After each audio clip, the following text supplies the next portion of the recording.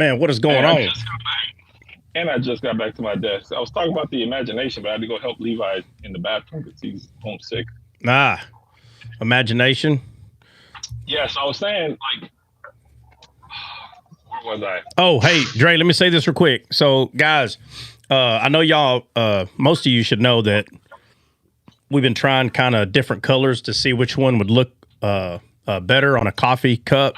So I got the black ones in yesterday. It used to be green. Here's one right here. So it just kind of sticks out a little bit more, and the top is black. So I just got these in. If anybody's wanting some of these, just get with whoever and let us know, and we'll try to send you some. But I will admit they're, I want to say a lit not they're, I don't know, it's a little on the expensive side, kind of. So I'm still looking at it, but they're going to be around $2 a piece. Now I'm not saying that that's in stone. I'm gonna have to go play with the numbers again, but I mean, first of all, Starbucks, each one of their things are probably $4 a piece. You know, it's, I don't know. I don't know why they even cost that much to begin with. And me and Dre were talking, and apparently shipping is the problem.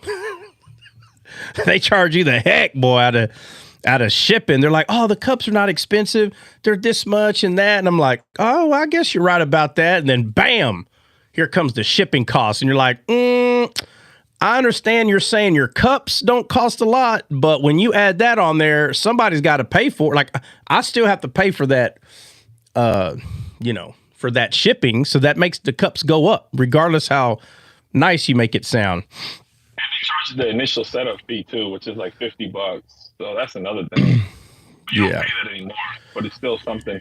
Yeah. I told Troy I got a pair of Taxi Jordans that would go amazing with that cup. So next D-Scales, I'm gonna have one of them cups with some black and white J's on. With some black Jordan 12s. With Jordan 12s with your feet on the desk. That's yeah. Right.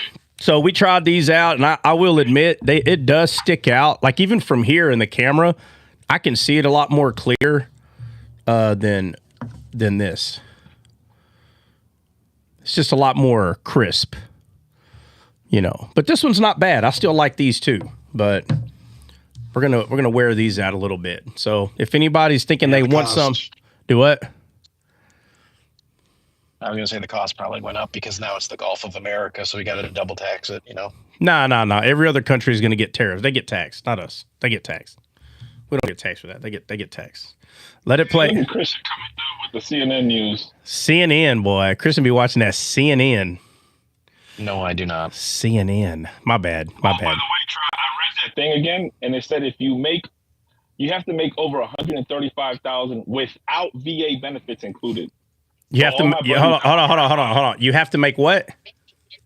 Your household has to make under $135,000 a year. Yeah. Not including VA benefits.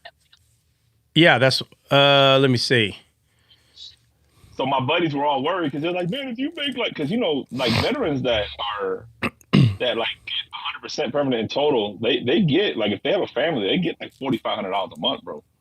So you do that math, 45 a month times a year. Bro, some of these guys only work part-time, or whatever. And it's like, they would go over at that point. So they were all worried about it. Like, nah, you're good, bro. And then I was like, oh man, thank you. I had a lot of friends call me like, yo, you work for for whatever. And I'm like, oh yeah, I'll help you out, bro. Let me look at it again. Yeah.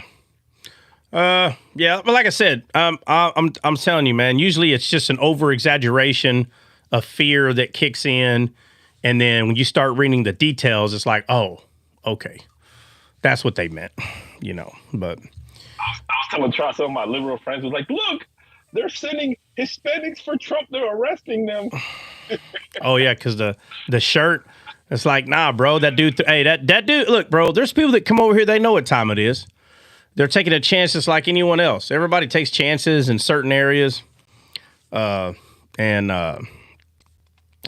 that had that shirt on, bro, who's wearing it, hoping that somehow that was going to persuade, he's Trump supporter. Oh, leave him alone. It ain't got nothing to do with that.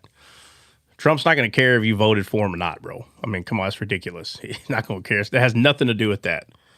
You know, Trot. I had a liberal friend send me that video with the lady with the mega hat. Would Jesus need to go through with the if he has a? And I'm like, dude, are you serious? Yeah, but again, I talked about that yesterday, right? They go find. I don't even know if those people are real mega. Just the whole thing could have been set up. First of all, the blue has been doing that tremendously. They just go find people that look like mega supporters. They dress them up, and they're like, "Hey, let's act this out." Now, the other part is if they are real mega supporters, I don't know. Is no other way else to say it. You know, they went and found the dumbest mega supporters they could that wouldn't be savvy to what the heck they were doing. And so they answer like a bunch of buffoons. And the dude's like, well, would y'all let Jesus in? I mean, bro, I'd have been like, let Jesus in? So let me ask you, reporter, or whoever heck this weirdo is, I'd have been like, would Jesus have come in legally or illegally based on his character in the Bible? Right there, bro. Mic drop. Crash. Instead of them doing that, they're like, well, if he had papers, bro, be quiet if he had papers.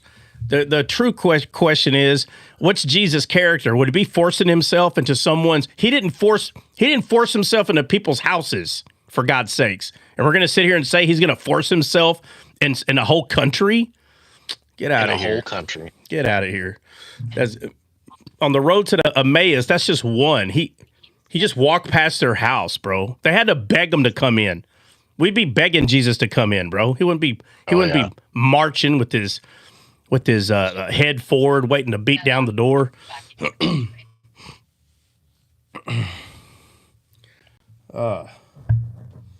Crazy.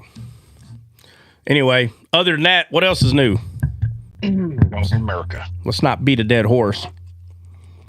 Dre converted Matt into being a Messianic Israelite. Do what now? He's bearing false witness and should get stoned. That's what's happening. He said I should get stoned. Well, what happened, Bill? What happened though? Something happened. No. It's okay. He's sitting there capping. Hey, let me tell y'all something funny though. So my dad called me. I told Trot this the other day. My dad called me like yesterday. He was worried. He said, "Hey man, my dad. If you guys don't know, my dad lives across the street from his church. So if you look out his front door, you see the parking lot of his church. Okay, and the building is to the left of that. So kind of imagine that. So he's like, and he works with another church. So it's another. There's an English side and a Spanish side.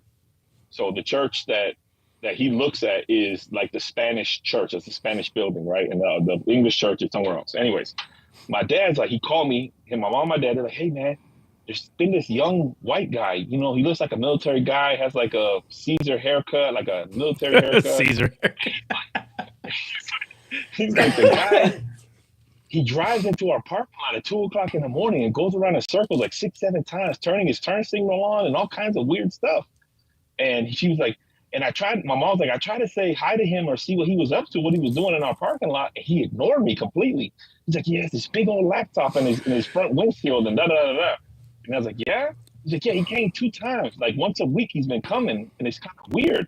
And, you know, my parents are old and they're like, do you think that they're trying to see if we have like papers here in our church? Like if people are illegal, like they're trying to see like, is he cops? Is it undercover cops? Are they doing a raid? Like what's going on? And I was like, I don't know. You probably just have to call the police and see what's up. And then they brought it up to the American church and was like, hey man, such and such, such and such. And they bring it up to him. He's like, and the pastor's son, he's like, oh yeah. He's like, yo, I forgot to tell y'all, Tesla contacted us and asked if they could use our parking lot in the middle of the night because they're doing their test for their autopilot in their car. So the car's driving itself into these parking lots to see if it actually functions properly. So the whole time they thought it was like a law enforcement thing, and it was Tesla engineer testing their cars. I thought that was so funny. That's what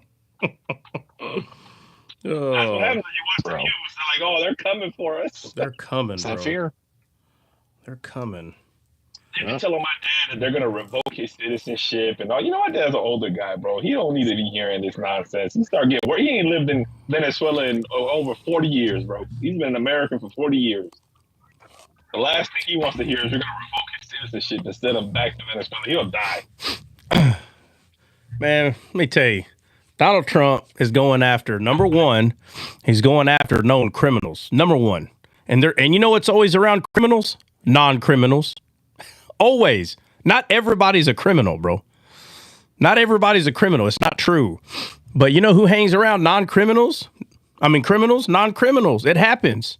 So if you're rounding up people from countries that came in illegally, and you're like, oh, wait, all these guys are criminals. Who are those three guys? I don't know. And then they find out that they're illegal. Bro, they're going too. Like, first of all, Donald Trump did not invent the ICE system. It's crazy. They think that he's inventing this. Bro, all he's doing is utilizing it. He's upholding it. That's it. It's very weird how people are, let's not talk about how many Obama sent back. Oh, let's not do that. They're famous, these liberals and things. It's fear mongering, race mongering. Yeah, that's all they do, man. That's crazy. It's crazy, bro. It's so crazy. I was telling Dre, I was like, look, first of all, I don't think there's not one person. There's not one. I don't believe there's a person that will tell you that Donald Trump's not said or done something dumb. I think everybody could say, yeah, bro. Like, he's got a throw up mouth. Like, that's just, it is what it is. But the way he plays chess, as far as the rest of the politics, to me, what he's doing is, I'm not talking about the illegal thing, but like the way he runs things, that's very simple. I 100% can relate to the way he runs things. I get that. I get that. But politicians are not used to that because they're not used to running things the way that he does. But I was telling Dre that he just has certain ways of doing it to make sure that people get the point, right? Because again, it's about playing chess. It's about playing. I think everybody here has played. God, how has it been that long since I've played it? What's the game called? Is it Battle? The electronic game, bro. We're like Battleship. Bro, you can lie, right? On Battleship. Yeah, I played. Yeah, of course you can. You gotta lie if you want to actually win. You gotta lie. Yeah. I played Battleship for like 12 hours straight on the way to Africa. That's the one game that. That's a serious game, but you can lie on Battleship, and if you don't do it right, though, you'll die quicker. Let me make that real clear. If you don't lie properly, you will die playing that game, dude. I'm just saying, I'm using that as an example. It's like poker, right? That's what they say, put on your poker face. Bro, when you're making deals, there's such a thing called poker face, and you use whatever you got to use to your advantage. And Trump said, hey, I know what we should do. We're going to open up Guantanamo Bay to all the immigrants. And everybody lost their minds. You know who lost their minds the most? Does anybody want to take a guess other than Dre? Anybody else want to take a guess?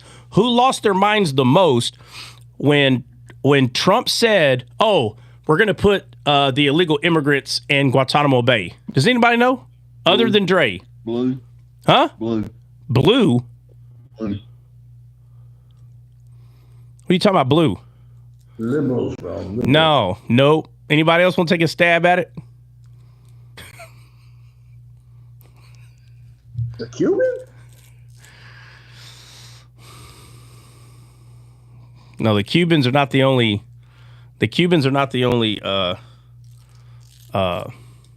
people that every country's here. Every country has people that. Jay White, you're saying the Democrats, they already gave that answer. No.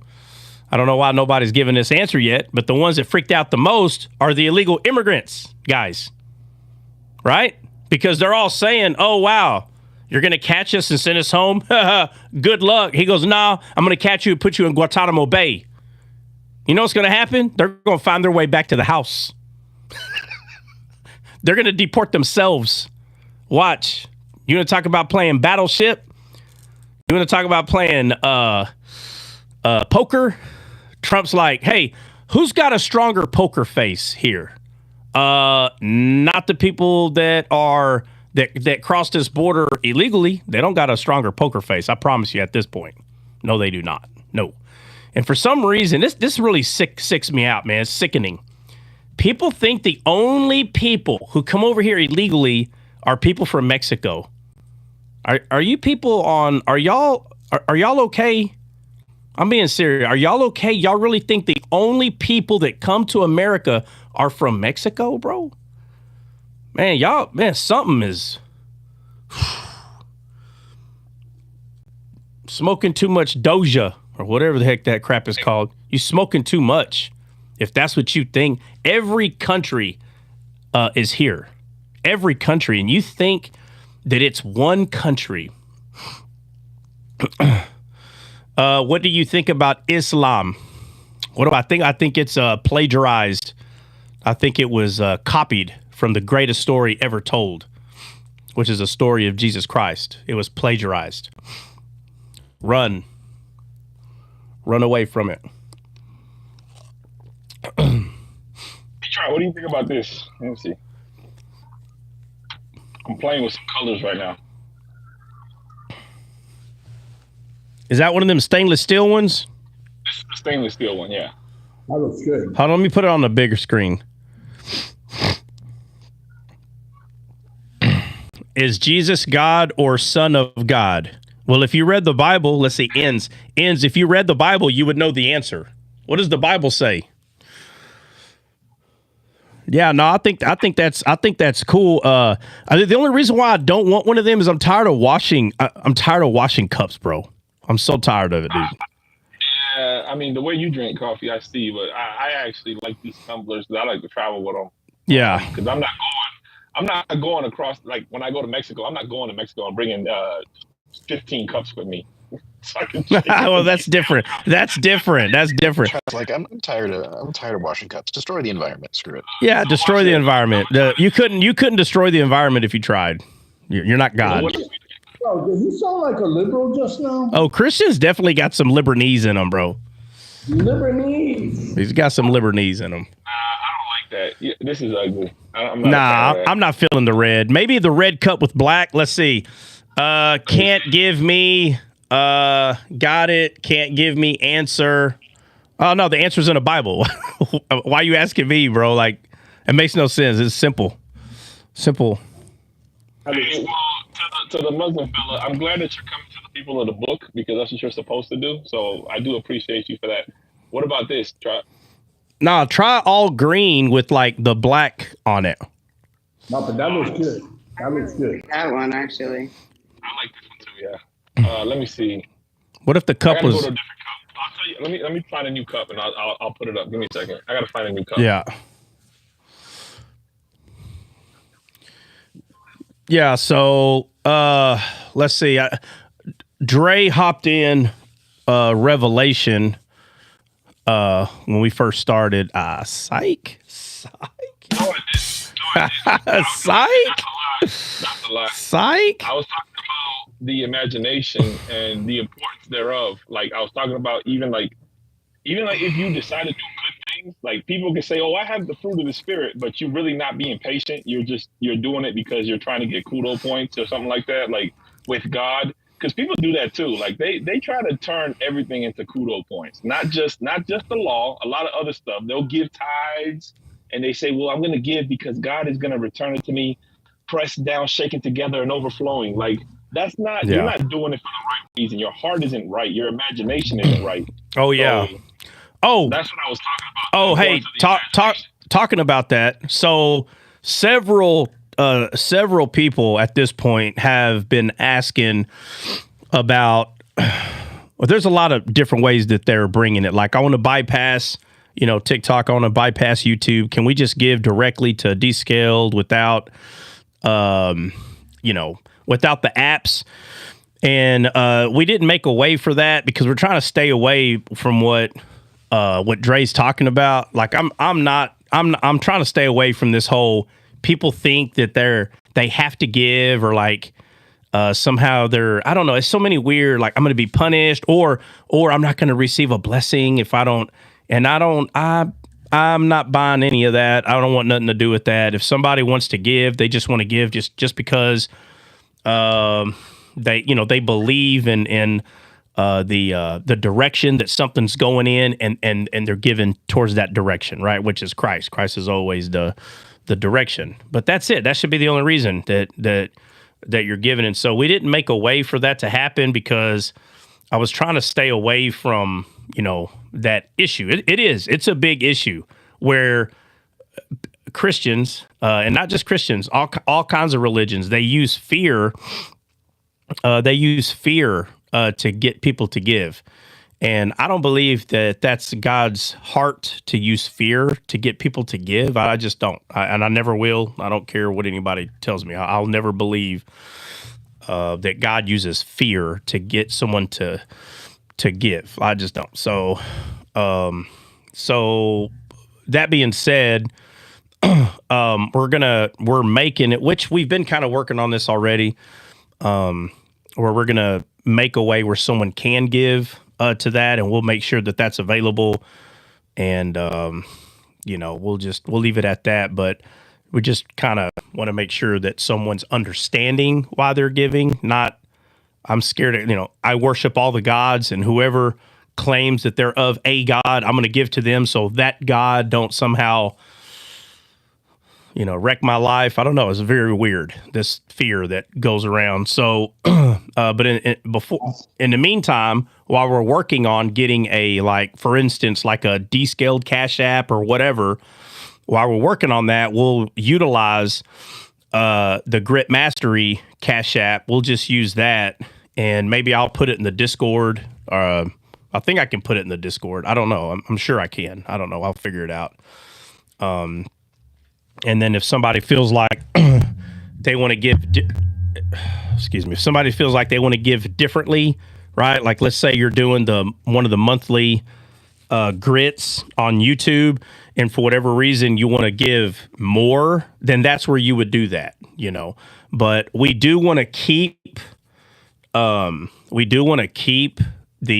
team members that are on YouTube, because it does help push descaled content. So we're trying to be done with the TikTok apps, but I mean the TikTok subscribers, but there's, let's see, 12 stubborn people. They're like, no, we're going to give anyway. And that's fine. We don't have an issue with what? I'm sorry. With that, they might not know that they're doing a automatic subscription on it, and it keeps just automatically subscribing them. No, at this point, everybody does, bro, because we brought it up every day for like a month. So, which I will say this, some people already reached out to me and they're like, we don't care. We're just going to let it roll. So there's people just letting it roll. So that's all right. That's no big deal. I would rather have them be a team member on YouTube, because we're trying to make the strength of Descaled on YouTube. So every person that becomes a team member, it just helps the algorithm over there. So I'll be putting the oh, that's kind of fire. That is nice. Yeah, that's pretty cool. How much is that thing?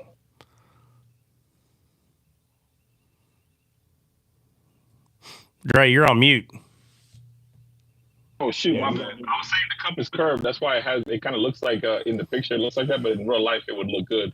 The price for this, let me see. 1 second.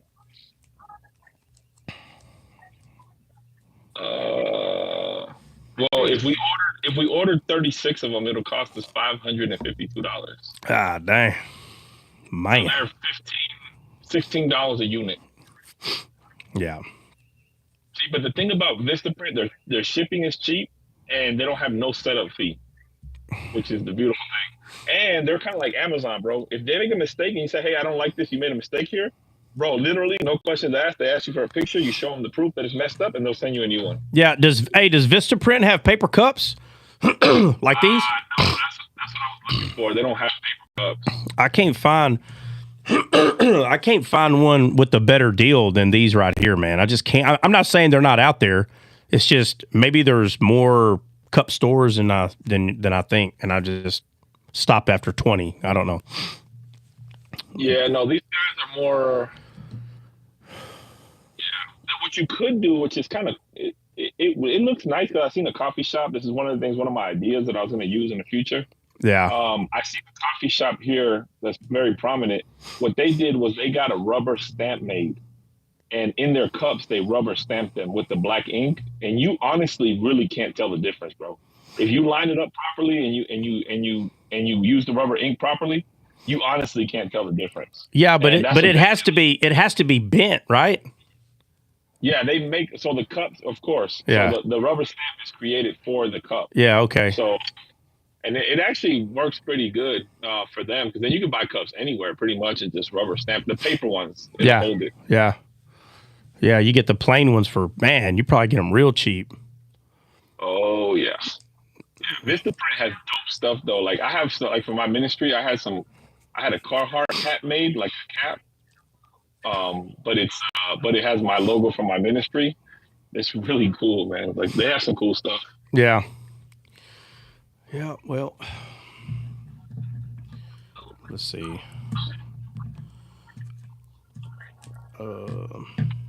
Subscription, they get the anointed descale towel napkins. Who does? Yeah, we got some of those. If you're a super giver, we got blankets that are anointed and prayed on. Actually, Trot sleeps with them, and then he folds them up over the night, through the evening, until the next morning, and then he folds them up so you can have the smell of Trot the next day. You get the combat rosary, bro. Combat rosary. Combat rosary. It's a whole box. It has a blanket, a combat rosary, and a paper cup for the easy price of $599.99. It comes with a What cup. are you talking about, Dre? Which Trot, bro? Which Trot? Which Trot, right? That's the question. Let the other Trot sleep in it. If the other Trot sleeps in it, you're gonna have Trot hair all over your blanket when you get it. I call it Trump hair. He has the same color hair as Trump. Trump hair. His hair is all over the place. Yeah. Bite marks all in it too, bro. Oh, I got errands to run, man. Y'all love y'all. I later. Bill.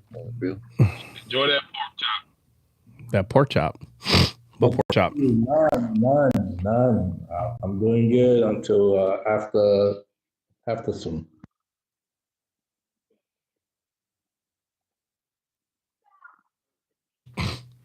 All right, so what are we in? What are we doing? Give me a second. Give me just a second. I'm gonna show you something in a minute before you get started. Oh man, I can't stop yawning today, bro. It rained 2 days straight. Hey, that creek behind my house, Bubba, that sucker full, like full. If you could walk on water, hey, right off my property, you just walk. Right, I mean, it's level. It is level. I'm about to go I'm about to go fishing in that bad boy, huh? You ain't gonna catch nothing. There ain't nothing in there. You're crazy, bro. I think it's 20 feet deep. Man, that fish ain't come through there yet. Hey, we can make a descaled blanket for real. A descaled blanket. Oh, bro, that's funny. This is great. This is great stuff on here. We were in Genesis 6:5. I got like 1, 2, 3, 4, 5, 6, 7, 8, 9, 10, 11, 12, 13, 14, 15, 16. I got like 16, like 20 verses on the imagination that I was going to go through. I only got through one though. We didn't get nowhere with it. Why not? Go through another one. All right, give me a second. Let me close this out. Stop playing with Vista. On like Alibaba, you can make these plush blankets that actually come out really nice, and they're wild, bro. Used to get very popular. They're wildly nice. They sacrifice the idols before they send your product, bro. Yeah, bro. Alibaba. Yeah, as soon as you buy something from them, bro, they they Pull do it in your house, you get spirits that come with it, bro. What are you talking about? Yeah, bro, they do the hokey pokey and everything with it. Sing kumbaya with it and everything. They send it to they send you feelings. Yeah, they do. They use sutras over there. No. Giving Grace said, make sure you put some fringes on that blanket. Oh, for sure. So Genesis 8:21 says, the Lord smelled the pleasing aroma and said in his heart, never again will I curse the ground because of humans, even though every inclination of the human heart is evil from childhood and never again will I destroy all living creatures as I have done. So this particular verse right here, number one, it destroys people that believe that you're not born with original sin, because it literally says that the human heart is evil from childhood. Yeah. So meaning from birth. But he said that he will never again destroy it, even though all the inclination of the human heart, which is the imagination, is evil. Well, he said he never destroy it with water, with the flood. Water, I mean, I'm sorry, with the flood. He said he would never destroy it with a flood. He never says that he would never send another flood. He said he would never destroy with the flood, because there's two floods. Right? Two floods. You have the there's a flood, the physical flood that unalived all the people, and then there's the spiritual flood, and that flood came through Christ. Christ said, "The water that I give you will give you eternal life." And so Jesus said, "I didn't come to destroy, I came to save." Why? Because the last water that came to destroy. This water, this flood that came to give life and give it abundantly.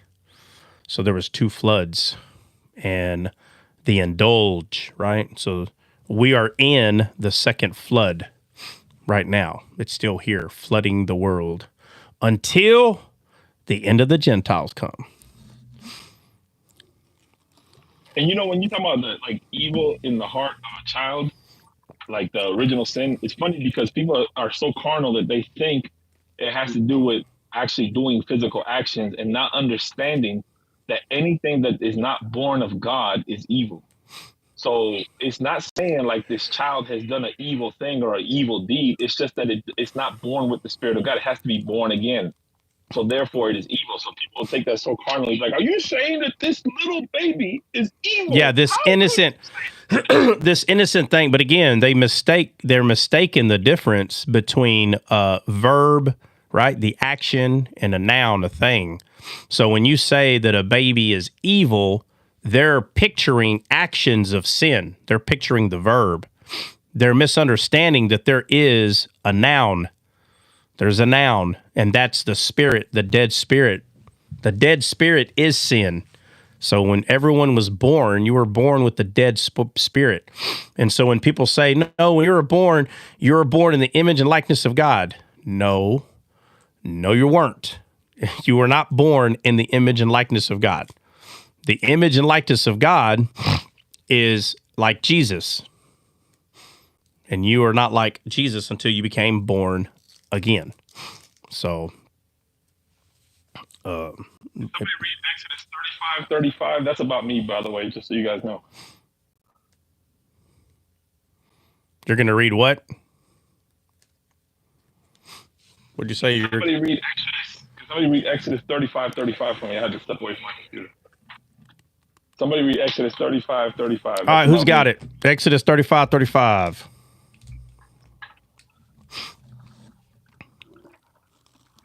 I got you. I'm about to say, I think it's just me and you on this live today, Trap. That's all right. Everybody, hey man, look, hey, I'm telling you right here where I'm at, it's muggy. Bro, there's so much fog. Bro, it is muggy. It is muggy. Hey, you know what? Is everybody getting moisture right now? Whether sleet, snow, water? Yes, we got snow. It's cold here. Cold. Yeah, I think everybody's got it. It is finally warming up and no moisture. Yeah. Where's Christian again? Did he say he's in Canada? He's in Hawaii, I think, bro. That's why he's a liberal. Yeah, he's definitely. Come on down so we can all surf. He's definitely. He's definitely. Christian definitely has some liberal knees in him, bro. Me and Uncle, bro. Huh? Me and Uncle Kyle, man. We'll all go surfing. You, Trot, me, Uncle Kyle. It'll be great. Surfing? Oh my God. Yeah. Hey, he doesn't believe me, Trot. I told him you don't mess with the sharks, bro. Huh? I told him that. He doesn't believe me. I told him you're afraid of sharks.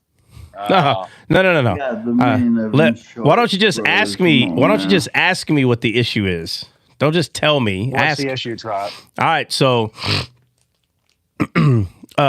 for instance, can a jellyfish hurt you on the land? Yes, they wash up on the beach and you can step on them. Yeah. No. I'm not talking about that. I'm saying if you're in Walmart Can a jellyfish just come up to you and touch you? You're at Walmart. Freaking ocean is 20 miles away. Can a jellyfish walk into Walmart, bro? I mean, no. I guess. Christian, the answer is no, bro. It's no. The answer is no.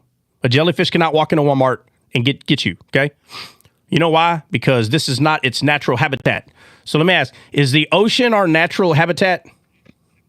Yeah, I got Exodus 35, whenever you're ready. All right, we'll get you to read in a second. Christian, is the ocean our natural habitat? Can we go live in there?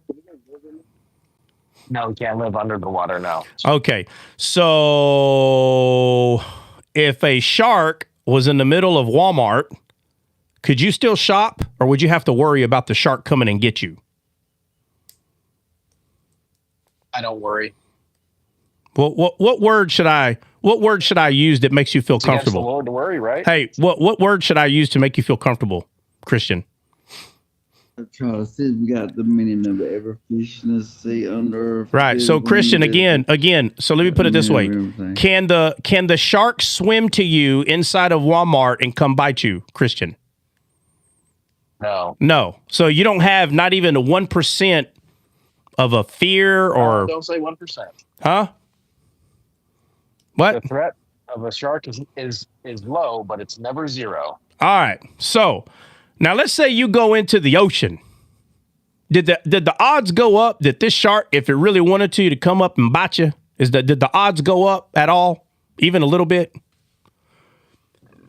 Excuse me.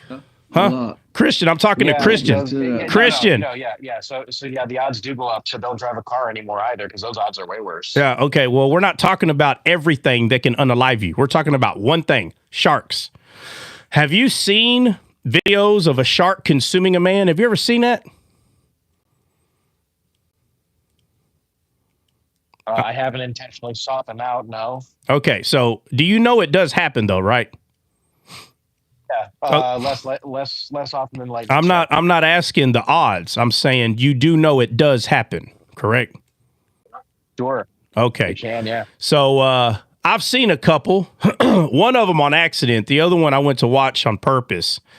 And I am going to admit that was probably the most aggressive as far as animal versus like a bear trying to unalive a man. I don't know how to. So I believe. You never watched Revenant? Yeah, I have. So can I finish with what I was saying? First of all, both of them would be a horrible experience. But the people that've been physically attacked by bears, that would probably be a worse experience, because it could take longer for the bear to unalive you. Like you're just getting hurt for a very long time. But the shark doesn't take very long. But it is way more aggressive. And I could care less what anybody says. It's way more aggressive. And I've seen leopards and cheetahs attacking humans and stuff like that.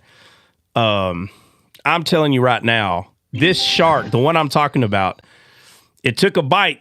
Okay, out of this man in the river, and he kind of started freaking out. Well, if you don't know, the worst thing you do is freak out when a shark, because it's only gonna react to the noise of you trying to get away, which means you are the meal. Like you keep reassuring it, yeah, this is the thing to consume. And this guy, he's got people around him, bro. And he's like, hey man, I didn't hear every word, but he's trying to get help. But he makes the mistake by being real loud and shaking, and it looked like the shark was questioning. I don't know what it was thinking. But I tell you what, when that dude started being real loud and moving around, that shark stopped questioning and he went to attack. It was the most gruesome thing I've ever seen. And the dude is trying to keep the shark back with his hand. Bro, the shark just saw that as an opportunity. He just swallowed the whole arm and put his jaws around this dude. And when I say it looked like straight frenzy, It looked like a piranha eating a chicken in the water, bro, except it's a shark and a human. And for some reason, it's been happening a lot more here lately. I don't know why. I don't have to know. So I personally am not going in there playing around no ocean. I'd rather go to a pool where the only thing I got to fight is a mosquito. You hear me? So Sounds like Kevin Hart. Telling you right now. So anyways, like I was saying about the Revenant. He's like, I don't even have to know. I don't even need to know. I'm not gonna go. I'm not gonna go. So about the Revenant, I've seen the movie. I've heard the man tell Leonardo DiCaprio, which the guy that got attacked by the bear, I think's an idiot. First off, but he tells Leonardo DiCaprio that ain't nothing what happened. Well, no, duh. It's a freaking movie, dude. No freaking duh. Okay, so I done heard all the mumbo jumbo about how bad it really. Whatever. I'm telling you right now. And you know what? And that guy didn't die. Let me tell you, if that was he didn't die through a lot of stuff. Okay, either way, if that was a shark and he was in the water, he wouldn't have told the story. You hear me? Let me make that real clear. After what I saw, this shark, he bit that sucker in half so many times, bro. Nah, nope. Y'all keep on playing around. I will be at your funeral. I'll be there. Don't worry, I'll be there. Bro, you got the guy from the Revenant. His name is Hugh Glass. He was the stereotypical prototype American man. What does that got to do with anything, Christian? Some people think that that's not a real story, that it didn't happen. No, bro, it's like kids graduate 5th grade every year. It happens. That's how real that is. But he's not the only one. There's plenty of people that's been attacked by bears, mauled, beat up, arms taken off. Like, I mean, this happens all the time, you know? I mean, lions unalive people, like in Africa, they got lions. They eat people. That's a fact. And I'm telling you, the shark attack is way more gruesome than a lion consuming one in Africa, bro. First of all, they're both ugly, both nasty, but oh man, I'm telling you, I've seen it all. I've seen every. Huh? Have you seen the hippos? The hippos are pretty aggressive too, bro. Yeah, no. I've seen every animal. I've seen every animal attack humans. Every one of them. I've seen multiple. I've seen them, and I'm gonna stand on what I'm saying. The most aggressive thing I've ever seen is a shark literally consuming a human while the man's screaming and talking. And no, it's gruesome. Way more. It's violent. This shark came up and then started shaking his tail. It was bad. It was bad, bro. Like, first of all, they're all ugly.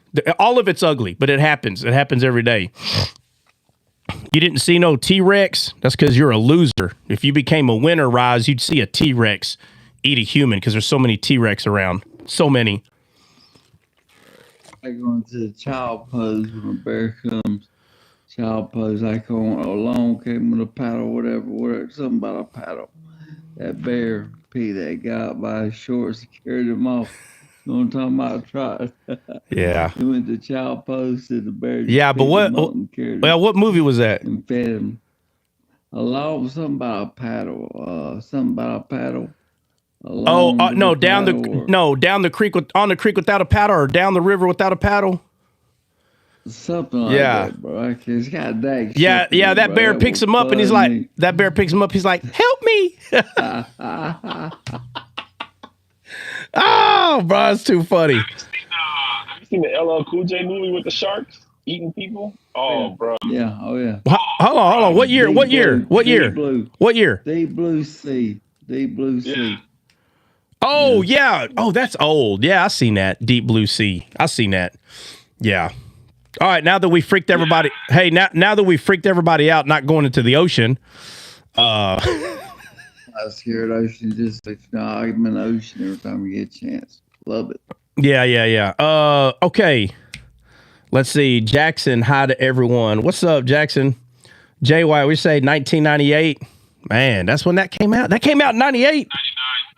99. JY said 98. JY, you want to come up here and debate? It's been a minute. I'm just kidding. I'm kidding. I'm looking right at it. No. I'm kidding. I'm just being stupid. All right. I went to the ocean one time, bro. Yeah. And I remember I was swimming with my sister. My sister was in the water next to me. I must have been like, I don't know, 10 years old. bro, one of them freaking stingrays came by. I swear on everything, bro. I started walking on water like Jesus. I got out that water so quick. I forgot to tell my sister anything. I took off, bro. I was out there. You know what I mean? That thing scared the mess out of me. Hey, Dre, one time, man, the whole like outside the water, everybody on shore pointing at me like hollering. I'm like, man, what are y'all hollering about? Dude, about 10 feet by me was a big shark. Hey, Hulk, you thought everybody would say, "Look at Hulk, he's so fine. Look at him." Hey, my wife at the time was with me, bro. Hey, my wife at the time was with me, bro. I drug her so hard, I drug her bathing suit off to get away from that shark. As he was on us. She freaked out, so I was like, man, we gotta go. She become food. I'm telling you, y'all need if you ain't seen it, I'm sorry to hurt your mind. It's vicious, bro. They nope. And I tell you, first of all, you ain't got no chance running away from a grizzly. Let me make that real clear. Okay? No chance. It's zero. Okay? I hate to say it. But you got more chance running away from that grizzly on land, you know, where you have legs. You got more chance running away from that thing than you do the shark. And guess what? You got zero chance running away from the grizzly. So you ain't even got a fighting you ain't even got a fighting chance in the water. Because if you freak out and you start cramping, now you can't swim. And you got 4 limbs, right? 2 legs, 2 arms. And that's what you have to use to stay afloat. So let me know what weapon you got in the water. You have no weapon. You've really meditated on this, huh? I didn't have to. I got a brain. I don't have to meditate. It all came to me within seconds. I didn't have to meditate at all, not even a little bit. They do flybys over the top of the water with the helicopter and so many sharks all around people's feet. And they don't even know. And they don't even know it. Hey, and they do these flybys, and these people still get bit, still get swallowed. It's crazy, man. All right, let's go in the Bible and take away the fear. Hold on a second. Take away the fear that has been put in your heart about shark attacks. What? Who's gonna say something? Fear. What'd you say, Faith? There's no fear. Yeah, just remember, guys, there's 2 fears, okay? You have spiritual fear and you have physical fear, okay? Physical fear is there's a fire and I don't need to walk in the fire. That's a real fear. Like, fire can burn you, okay? Spiritual fear is the one that we don't operate under. You should not be afraid to put yourself before God, okay? Right. So don't say to yourself, oh, there's a shark, it's hungry, I'm not going to use caution. So let's not confuse the type of fear.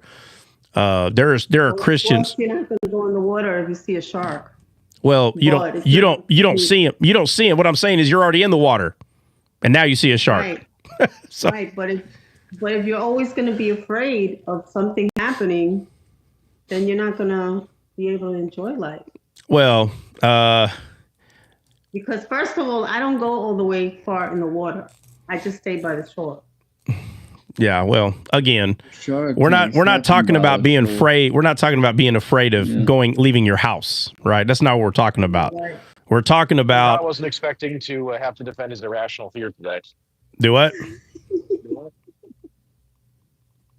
Bro, it can't be irrational fear if it's something that can actually happen. That's not irrational, Christian. Hold on. Christian, why do you always, Christian, you have to be half liberal or full. You stick your foot in your mouth more than anybody up here.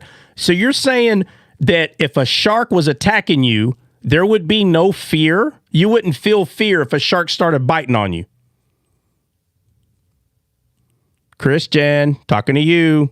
Christian, he gonna be like Stephen. Lord, forgive them, for they know not what they do. Yeah.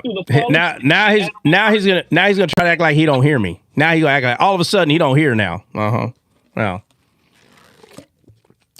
to get away from a shark, that could possibly attack you, that's not irrational fear. That's like getting out of a house that's on fire. That is a normal fear. That's common sense fear. Okay. Irrational fear is being in a swimming pool and thinking a shark is going to attack you in a swimming pool. You should know that a swimming pool is man-made. It's got chlorine in it. There's no shark in there, but you're telling people sharks can. That's irrational fear. Can't believe we're still. And most happen in shallow water, actually. Shallow water, most shark attacks happen. What? Saba. God bless you, brother. What's God up? bless everyone. What's up, Saba? So, since my question last time about the angel of the Lord, which was really good, like I had like some understanding. I mean, not some, but I completely understood like what's the angel of the Lord and who is that, Right? Which is Jesus. So, I wasn't on the live about like the other questions. I'm not sure what questions like you guys run through. So I want to ask you this question, like, I don't know, like, I'm going through the book of Exodus, and I came across that I didn't know that Aaron was the reason that Israelites were building the The golden calf. What was the golden calf? Yes. Yeah. Yes, the idol. Yeah. So this is in Exodus 32, and God gave the law in Exodus 8, right? Was it 8 or 3? I think it was 3. So my question is, like, based on the law that God gave, why was Aaron telling the Israelites to build the golden calf? Because that was an idol. Well, okay. And Well, let's Moses hold on. had to interfere. It's there. Let's go read it. Where is it at? Exodus 32. All right, read it. The whole chapter? Let's go straight to where Aaron is the one. Like the answer's there. Like what? All right, let me ask you this: was Aaron asked to do it? Did Aaron say, "Hey guys, let's do this"? Like what happened? It tells us in there. Well, as far as I understood, like Aaron told the Israelites. I know, but let's read it. I'm saying, let's go read it. Yeah. Okay. Let's go read it. The answer is clearly in Exodus 32. What actually happened? Yeah, it's there. Let's read it. It's in Exodus 32. I'm going to start from verse 1. It says, "Now when the people saw that Moses delayed coming down from the mountain, the people gathered together to Aaron and said to him, 'Come, make us gods that shall go before us.'" Hold on. So when the people saw that Moses took a long time to come, what does it say after that? He says that to make us God. No. Go back 10 more words. Okay, it says, "Now when the people saw that Moses delayed coming down from the mountain, the people gathered together to Aaron." To Aaron. All right. Hold on. The people gathered to Aaron. They went to him. Yes. All right. And then? I said not Israelites. Sorry, my bad. No. I mean, It's they were Israelites. No. I know. Go ahead. So they went to Aaron, and then what? And then people gathered together to Aaron and said to him, "Come, make us gods that shall go before us. For as for this Moses, the man who brought us up out the land of Egypt, we do not know what has become of him." And Aaron said to them, "Break off the golden earrings which are in the ears of your wives, your sons and your daughters, and bring them to me." So all the people broke off the golden earrings which were in their ears and brought them to Aaron. Hey, let me ask you this. Is that all the gold and silver they have is people's earrings? As far as it says. Anybody? Yes. Anybody? No, they took a bunch of treasure with them. No. All right, prove it. Somebody go to where they were leaving Egypt and prove that they had more gold than just people's earrings. I need somebody to prove it. I want to read Bible. Where is it at?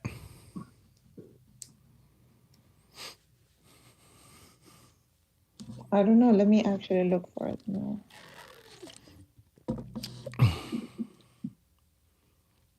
Anytime it sounds like I'm digressing, I promise. I'm getting to a point, not digressing. Yeah, so that could be found in Exodus chapter 12. And it says, the Israelites did as Moses instructed and asked the Egyptians for articles of silver and of gold and of clothing. And the Lord made the Egyptians favorable, disposed towards the people, and they gave them what they asked for, so they plundered the Egyptians. All right, so where does it say what they left with, though? It says it, and they left. There's something else there. Yeah. Let me go back over there. Yeah, it's in Exodus 12. Where are you at? 35, 36. And the Lord gave the people favor in the eyes of them and lent them so much. Okay.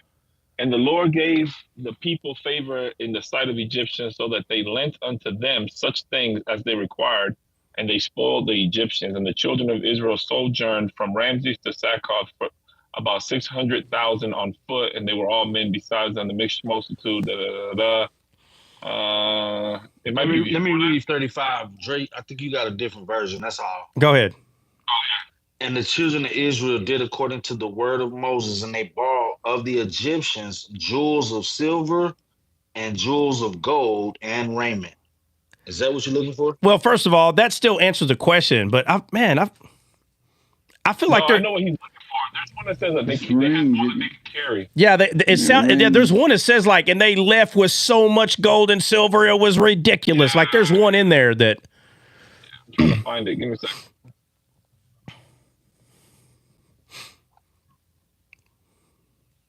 Oh, y'all gonna make me.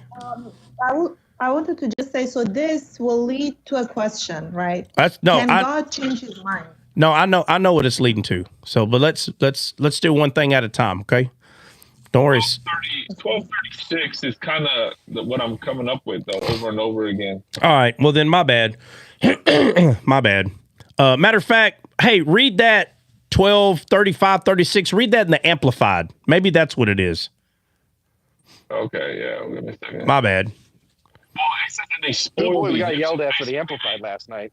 Hold on. It says that they spoiled the Egyptians, meaning like that word "spoiled" means like they took everything. Like yeah, but that's not the word I'm looking for. That's not it. That's not it. All right, let me go to Amp. Just go to the Amplified, and if that, it doesn't matter. It proves right there that they had a bunch of gold, man. Okay, that's the whole point. And 36 in Amplified says, and the Lord gave the favor in the sight of the Egyptians, so they gave them what they asked, so that they plundered the Egyptians of those things. That's what it says. All right. No, never mind. It doesn't matter. But they left, or you know what? It could be in the New Testament where it's like, recapping. Either way. Could be. All right. Either way, guys, it is very clear that they left with more gold and silver than they could carry. Okay. So my question is, when they went to Aaron and said, hey, man, check it out, man. Homeboy been gone too long. Shoo, make a cigar, bro. And he's like, all right, bring me your earrings. What? They got all this gold. He's like, hey, bring me your earrings. Anybody know why? It has something to do with like slavery, becoming a slave, something of that nature, because the earrings. Yeah, it has to do with servitude. Yeah, servitude. A servant, if he wants to. I said servitude. You said doorpost. What? Are you serious? You're trolling me, bro. What? Or did I hear him wrong? Did he say about when they decided to stay slaves and they had the ear through the doorpost thing dropped? Okay, you didn't say ear. I just heard doorpost. That's all I heard, bro. That's all. I didn't hear nothing else. So forgive me. Hey, Christian, are you able to talk? Hold on. Christian, are you at work? I swear to God, dude, you get fired being at D-scaled, bro. This is a bad look. I am walking down the street on my lunch break. All right. Can't imagine. Guys, I need y'all help. Can everybody put $1 in the hat? I lost my job. Here we go again. Jody part 2 over here. We're gonna make the Jody and Christian show be just y'all two. We're just gonna listen to y'all talk. I found something. All right, what'd you find? On Psalm 105, verse 37. It said, he brought Israel out with silver and gold. The Lord brought his people out of Egypt, loaded with silver and gold. That's it. Loaded with silver and gold. Okay, so I was reading the wrong verse. Thank you. That was it. Loaded with silver and gold. I have that in my head. But again, right, the Bible, here a little, there a little, it really does kind of put together a story, both physical and spiritual. All right, so now Aaron is told, hey, make us a calf. And he goes like, all right, well, everybody, he's telling, it's one of those, who's going to serve this God? Give me your earrings. Give me your earrings. And we're going to make this golden calf. I just wanted to point that out because it's very important. Nobody actually goes over why he asked for the earrings. They got all this gold. Give me your earrings. What? They got all this gold? Might as well use all that gold. Why are you taking away earrings? There is a reason. Okay, Saba, so you brought all this up to ask, does God change his mind? No, so like Moses now has to interfere and he breaks the tablets, right? So because they broke the law. So the first question is why Aaron? Because Aaron's the high priest. That's why. Okay, so if he's the high priest, but it wasn't the order from God. What wasn't? It wasn't. What wasn't the order? To make that golden calf. No, it was not. God, it was not an order from God. But what's your point? So why did Aaron do that? Because I genuinely didn't know that Aaron did. Like it was Aaron who made them like to basically worship. Yeah, because because they couldn't made it without Aaron. They couldn't have made it without. What if Aaron says no? Y'all can't do that. Would they? You think they still would have made one? But God got like really angry because he broke the law. No, it's all about Aaron. It's all about Aaron. Yeah, and Saba, look at Saba, the first verse you read, it gives you the answer as to even why Aaron fell for it. They thought Moses was dead. They all thought Moses was gone. They thought he was a goner. So yeah, the issue is faith. They didn't believe Moses was good.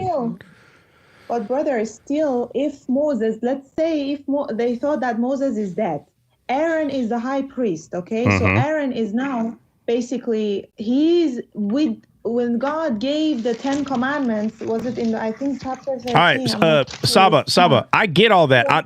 Listen, I'm missing your point. What is your point, though? The point is like, why did first Aaron do that? That's the first point. Okay. Why did Aaron all right, now let's do that. Hold on. It's very simple. They beguiled him, just like the serpent did Eve. They talked him into it. It's real easy. Why is that hard for you to? If you hold on, Saba, hold on. I know you know that. So my question is, if you know that they tricked him, I need to know the issue that you're having with that, because that's what happened. You don't like that? Hold on. You don't like that answer? Is that what it is, or what? No, it's not that I don't like. I genuinely like, because I know that he is the first high priest, and I genuinely didn't know that he was the one who ordered them to make the idol after God giving the commandments and appointing him as the high priest. And then God gets angry and he says, Moses, Aaron, why do you do this? And then Moses comes down, he breaks the tablets, and he's like, why are you literally breaking God's commands? Like, you know, what are you guys doing? Read verse 5. Yeah, I'm trying to figure out what the disconnect is. I'm not. The disconnect is, how could he do this? Easy. He was beguiled. That's easy. That's how. But after God chose him, like after God appointed him as the high priest? But I don't understand your point. You think you're giving me your point, but I'm telling you you're not, because I'm lost. I don't understand what you're trying to say. Okay, so the point here is that Aaron, he is following God's law, right? The law of God, which was given in previous chapter, before this happened, right? And he is the high priest. He is supposed to follow this law, and he knows he's a man. Saba. He's a man. He's not God.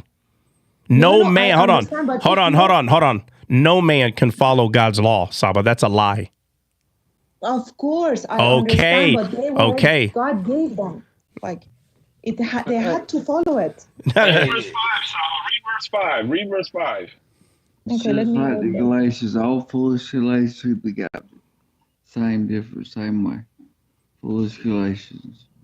So it says, so amen. So Read it verse says, 5. so Read verse when 5. Aaron, I'm reading verse 5. It says, so when Aaron saw it, he built an altar before it. And Aaron made a proclamation and said, tomorrow is a feast to the Lord. Then they rose early on the next day, offered burnt offerings and brought peace offerings. And the people sat down to eat and drink and rose up to play.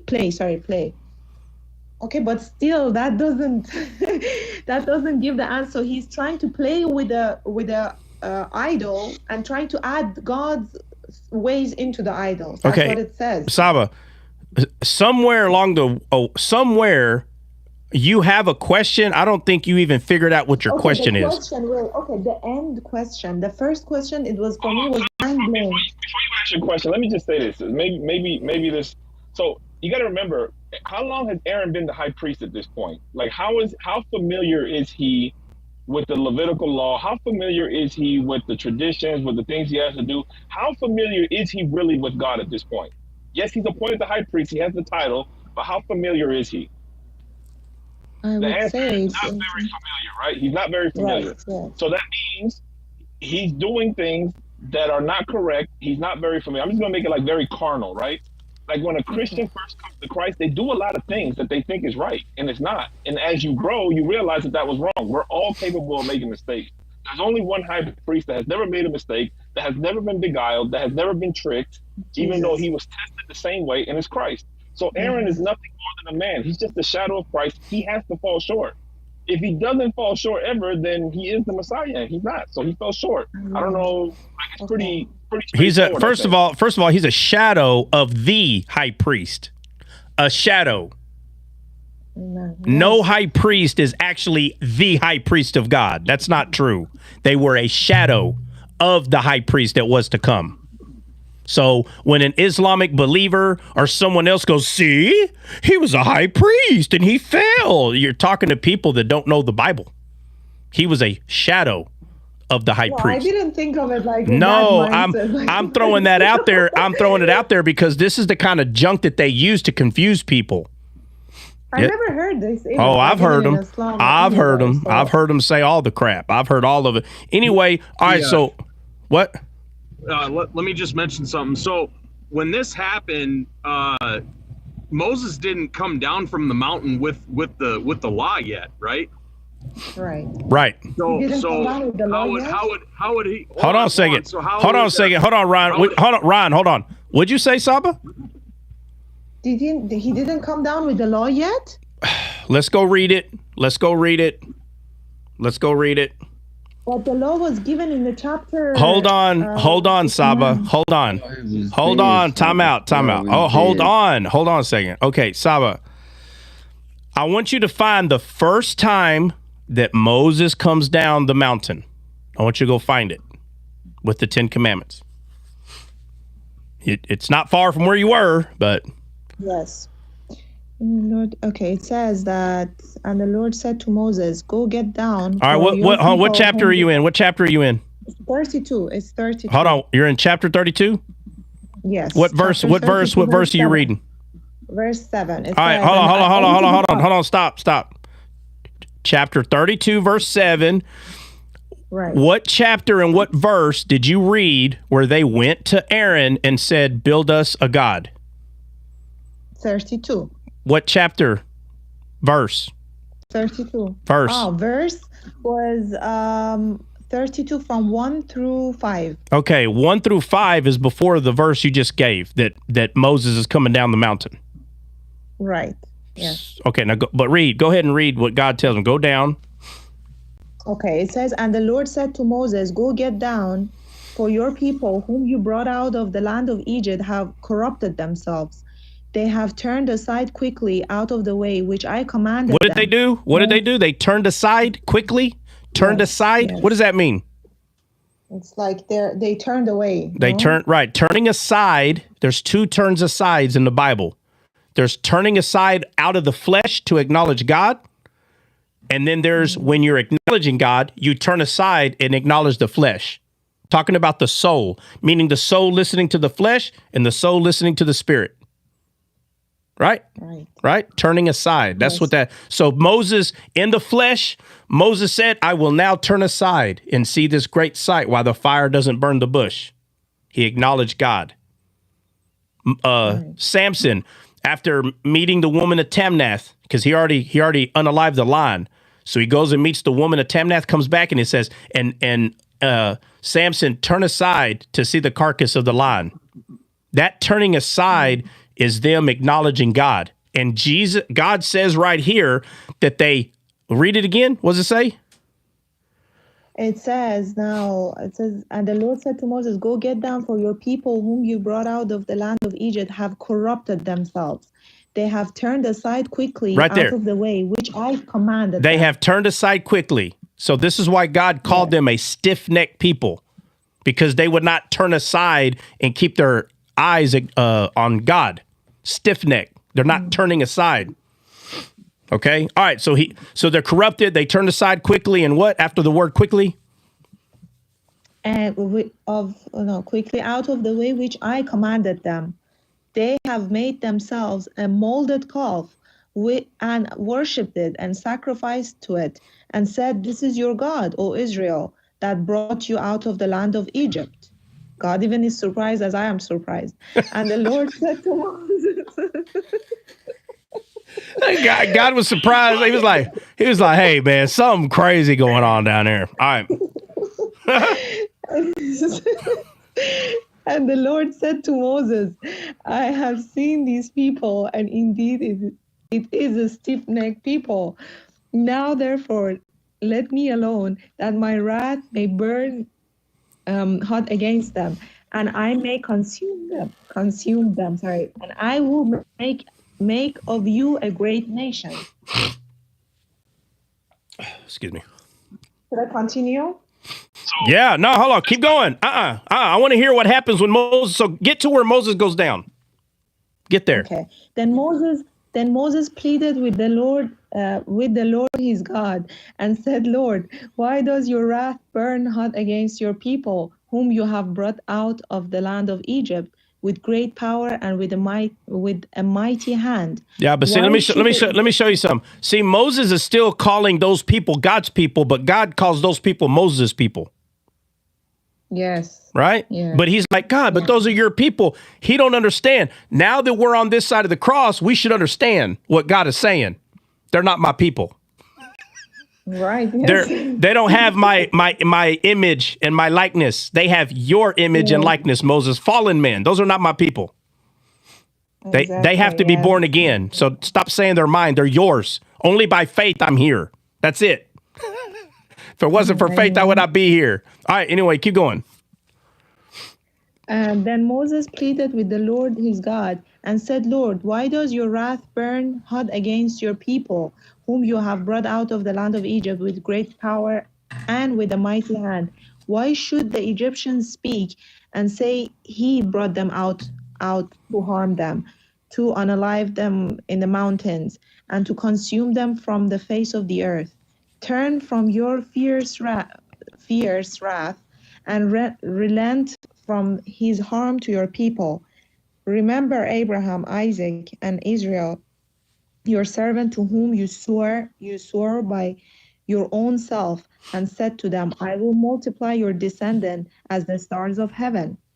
And all this land that I have spoken of, as I have spoken of, I give to your descendants, and they shall inherit it forever. So the Lord relented from the harm which he said he would do to his people. And Moses turned and went down from the mountain, and the 2 tablets of the testimony were in his hand. The tablets were written on both sides, on the one side and on the other they were written. Now the tablets were the work of God, and the writing was the writing of God, engraved on the tablets. And when Joshua heard the noise of people as they shouted, he said to Moses, "There is a noise of war in the camp." But he said, "It is not the noise of the shout of victory, nor the noise of the cry of a defeat, but the sound of singing I hear." So it was, as soon as he came near the camp, that he saw the calf and dancing. So Moses' anger became hot, and he cast the tablets out of his hand and broke them at the foot of the mountain. Then he took the calf which they had made, burned it in the fire, and ground it to powder. And he scattered it to the water and made the children of Israel drink it. And Moses said to Aaron, All right, right there. What gold was used to make the calf? Their earrings, their jewels. Right, which is the servitude of Egypt. Right? Right. Who destroyed it? Moses. Right. And tell me again, what does it say? Read it again. What did he do to destroy it? He said he broke it and then he put it in the water. No. Read all of it. Read all of it. He broke it. What did he do? So it says, so it was as soon as he came near the camp, then he saw the calf and the dancing. So Moses' anger became hot, and he cast the tablets out of his hands and broke them at the foot of the mountain. Then he took the calf which they had made, burned it in the fire, and ground it to powder. So he made it he burned it and then powder, and he scattered it on the water and made the children of Israel drink it. Yeah, and made the children of Israel drink it. But they made it. I just had a crazy epiphany, bro. Like nuts, crazy epiphany. Please, bro, I finally see the shadow of Mary. Mary is the calf. Mary's the calf. 100% Mary is the calf, bro. 100%. I finally got it. Oh, I can't wait to cook later. I'm gonna tell them all. I found the shadow. I found the shadow, guys. Come to my live so I can show you. How is that the shadow? Don't listen to him. He's trolling. Hey, Dre. Hey, put the golden calf right here, and then put Mother Mary on top of the golden calf, bro. There. That's how you start a fight. Oh, definitely. No, don't with an equal sign. No, don't do that. Don't do that. All right. Okay, so he burned it, turned it to powder, threw it in the water, and made Israel drink it. And then what? And then drink it. And Moses said to Aaron, "What did these people do to you that you have brought so great a sin upon them?" So Aaron said, "Do not let the anger of my Lord become hot. You know the people that they set on evil. For they said to me, 'Make us gods that shall go before us.' As for this Moses, the man who brought us out of the land of Egypt, we do not know what has become of him. And I said to them, 'Whoever has any gold, let them break it off.' So they gave it to me, and I cast it into the fire, and this calf came out." Yeah. Now, when Moses, yes. All right. All right. So just to be clear, because I heard you say something a while ago and it threw me off. So the law was not given to them yet. Right? So the law wasn't given. Moses is still up there with God. And then they come to Aaron, say, they made Aaron believe, look, man, it's not going to happen, bro. This dude's dead, all this other stuff. And so he makes him a golden calf, but the law wasn't given yet. Right? How? Because in chapter 20, the law was given. That's maybe spoken. That was only spoken. No, the law wasn't given to them. It wasn't given to them. Moses had him in his hands up in the mountain. How was it given to them? So let me explain to you, Saba, kind of the timeline. So in 19, you see Moses ascends into Mount Sinai, right? That's and the Israelites see the thunder, the lightning, the thick cloud, the mountains, and all that stuff. In verse 20, God gives Moses the 10 Commandments. But remember, He gives him the 10 commandments, but he spends 40 extra days up there after the commandments were given. He was spending time with God. In that time frame goes Exodus 32. And this is where you see people like, hey, he's been up there for 40 days with no water and no food. Hey, that dude is dead, bro. Nobody can live 40 days without water, without food. Then he comes down with the 10 commandments because God is telling him like, hey, yo, your people down there tripping, dog. You need to go deal with your folks. So he's going down there with his two commandments, happy-go-lucky, thinking everything good. Oh, they're singing and dancing. They're praising Yahweh. He gets down and he's like, hold on, bro. Y'all got this calf down here? Y'all tripping. He throws this is my Ebonic story. This is how I teach it to kids, right? He throws the tablets like, yo, y'all are tripping out here. Oh, good. You want to worship this calf? Watch this. Now I'm going to burn it. I'm going to make it dust, put it in water, and you drink your own servitude from the world, from Egypt. May it go to your belly because your belly is your God, and I'm going to make you worship your God from your belly for real, for real. That's what the calf goes right. So, yeah, so Saba, let me throw this out there. So when Moses goes down, what's the first written law? That you shall not worship any god before me, right? And that's what they did, yes, right? So they broke the first one. All right. So when Moses goes down there, now Moses came down, right? So I just want to make sure. So God spoke all this law to Moses, and these people, they don't know about this law, right? Right. No, well, even not Aaron yet. No, they don't know about it yet because it hasn't been presented. Okay. Yeah. Okay. All right. Okay, so look, but because we're here, so Moses goes down. He throws the tablets on the ground, and the tablets broke. You know why? Because they broke the first because the laws broke. The laws broke. They broke it. Period. So the argument is, well, he didn't give it to him yet, and he didn't do this yet, and he didn't do that. Look, it wasn't presented to them, but in that short time that Moses was in the mountain, that short time, they went to their belly, and that short of a time, and that's why it says, what did it say? They turned aside, and go back to it, Saba? What does it say that they did? It says that he have turned aside quickly out of the way which I have commanded them. Right. So they know to follow God, but they weren't under the demand of the law. They weren't under the demand, but it doesn't matter because God had given it to Moses. They broke it. Moses knew they broke the law. So they're like, oh, but it's okay. Moses went up there to get another set. When I say this, people don't like it. But if you pay real close attention to the law, if you broke it, you broke it. You don't get to mend it back. You don't get to mend it back. You don't get a second shot. I don't know where people are getting this from. The law is perfect. You either do it or you don't do it. So as soon as they broke it, that's a wrap. Period. They broke it. So when God gave Moses the second set, that second set was, it's too late. They done broke it. But this law was given as a schoolmaster. It wasn't given as the way to God. That's the first tablets. The first tablets was the way to God. People are like, no, it doesn't say that. I don't care what anybody says. They broke the law. And once you break the law, that's it. It's broken.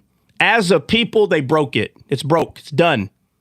You cannot put Humpty Dumpty back together again. It's broke.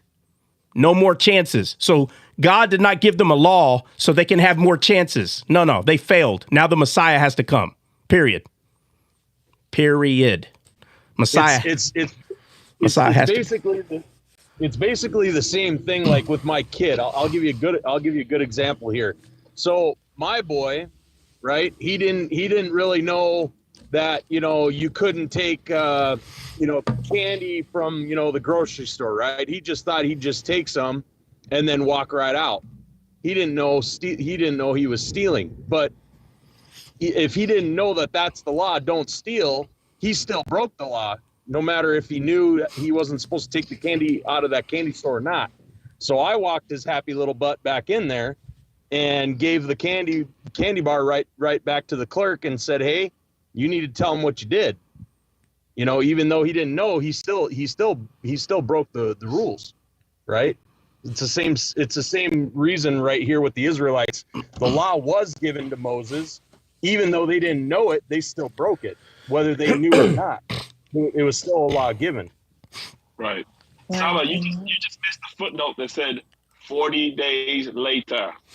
Yeah, I think that was it. Yeah, it was probably it was probably the footnote. Yeah. Right. Amen. That was beautiful. Amen. And also, like, so now the other question, can God change his mind? Okay, I have some answers. Okay, it's not like, okay, I'm not understanding this or nothing. No. So I have some answers that God is a merciful God, and he, like, we can, like, it's not like we can, but like, he has that sense of humor, they say, like, not humor, like we can talk to him about like stuff, so he can talk him out, they say, like, talk him out, something like that. So when Moses went to him, basically God called him to say that, and then Moses talked, and then God changed his mind. So now in that case, so what is your explanation in that scenario, like in this but what are you wanting me to explain? You're not giving me a verse. Can God change his mind? What verse are you using to talk about this? That God, okay, the same. It goes on and on, continues. It continues. Wait 1 second. What do you mean the same? What are you talking about? No, when Moses, now God is telling Moses, listen, these people, they have already broke the law. Oh, okay. You're talking about how God, okay. To God. Yeah, you're talking about, that God got kindled and he said, I'm going to smite all these people. and then it sounds like it sounds like Moses is intervening, right? He's being the mediator. Right. Right. Yes. Okay. So how was it possible that God quote unquote changed his mind or repented? What made it possible? Moses talking to him. Okay, the mediator. So that means that right there is showing us there's only one who can mediate between God and man. There's only one. That's what that's showing us. This is not about whether God can change his mind or not. That's not what the Bible's not about. Is God a liar? Does he change his mind? That's not what it's teaching. It's teaching that there's only one that can speak for mankind, and it has to be a man, and it has to be God that becomes a man. It's the only way. Wow. Right? And Moses was a shadow. So when people say that's not true because Moses was just a man and God listened to him, no, you're still missing it. Moses was representing a mediator. That's why God said those are your people. Makes it very clear. People miss that. He says, your people, Moses. So Moses takes up for his people, right? Right. All right. Yes. So when Jesus came, do you think God, I'm just going to say Father in Jesus. Do you think the Father, do you think the Father said, those are my people? Or is the Father telling Jesus, those are your people?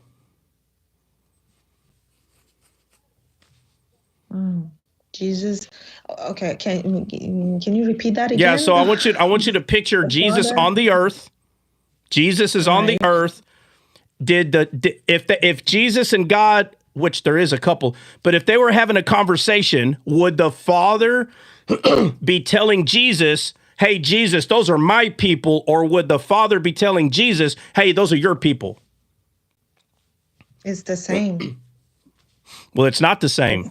It's not the same because the invisible God cannot call mankind his people because Jesus had not yet died. Right. So they're his body, not spirit, Father body, Jesus body. Your people, those are your people because you're like a man. God made himself a tabernacle. So I understand what you're saying. Well, it's the same. Yeah, it is. But I'm saying Jesus' physical body is the mediator between God and men. That's the peace that the angel's referring to when he said peace on earth. Not peace on earth, meaning there's not going to be any war. No. Peace between God and men. Not peace, there's not going to be any war. No. This world's already fallen. So he didn't. Yeah. Hey, can I sidetrack with just a second? And you guys, you can go, Ryan. I just want to say something. Maybe misunderstood. Go right in the chat. Misunderstood. Can you tell me what this means? The second time this happens, it says D-Scale's team is completed the first stage of Team Quest and unlocked Team Cheers. All members can now send it to celebrate. Can you tell me what that is in the chat? I have no idea what this is, and I'm trying to figure it out. Hey, put it on the. Oh, can y'all see it? I see it right there. Everybody can see it. I want her to explain it because I don't know what that means. Is she here? Is she here? Yeah. I looked. Okay. She's here. Yeah, your team has completed the first stage of the team quest. Okay. I think the team cheers means that everyone who's becoming a member on the red icon up there on the name next to the scale name. So now it's leveling up, like more people are joining. Bro, which heretic dropped me? One of you heretics dropped me. Somebody dropped you? Yeah. How do you find out? Because I was in the live and all of a sudden somebody dropped me. Yeah, but wouldn't it tell? You can see, brother, if who drops you. You can tell, like on the like top of your screen it says. No, bro, no, hold on. Same thing happened on my live last night. The app is slowly degrading without updates, and it just drops people. You can ask Nina. It happened on my live last night. Oh, let me see if it'll degrade when I hit drop on you. Give me a second. No, I'm joking.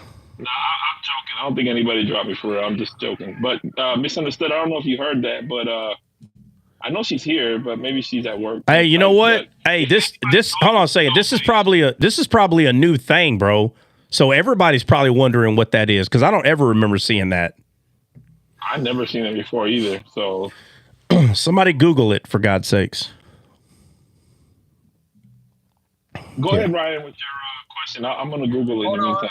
I wasn't going to say with a question, but like where you can see like God's grace, right? The mediator with Moses, when he came down, God said, hey, let me go ahead and clear them all out, right?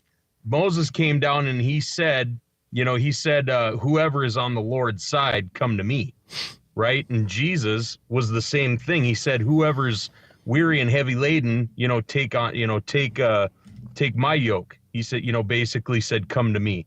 So you can see the correlation between those two mediators, right? Moses being the shadow and having the grace. Right. I'm about to make you an honorary Jew, brother. Yeah, bro. But you know what I mean? So like you can see the grace of God right there, because Moses could have came down and said, all y'all are going to be unalive. But he right at that last moment, that was literally the shadow of separating the goats from the sheep. He said, those on the Lord's side, come to me.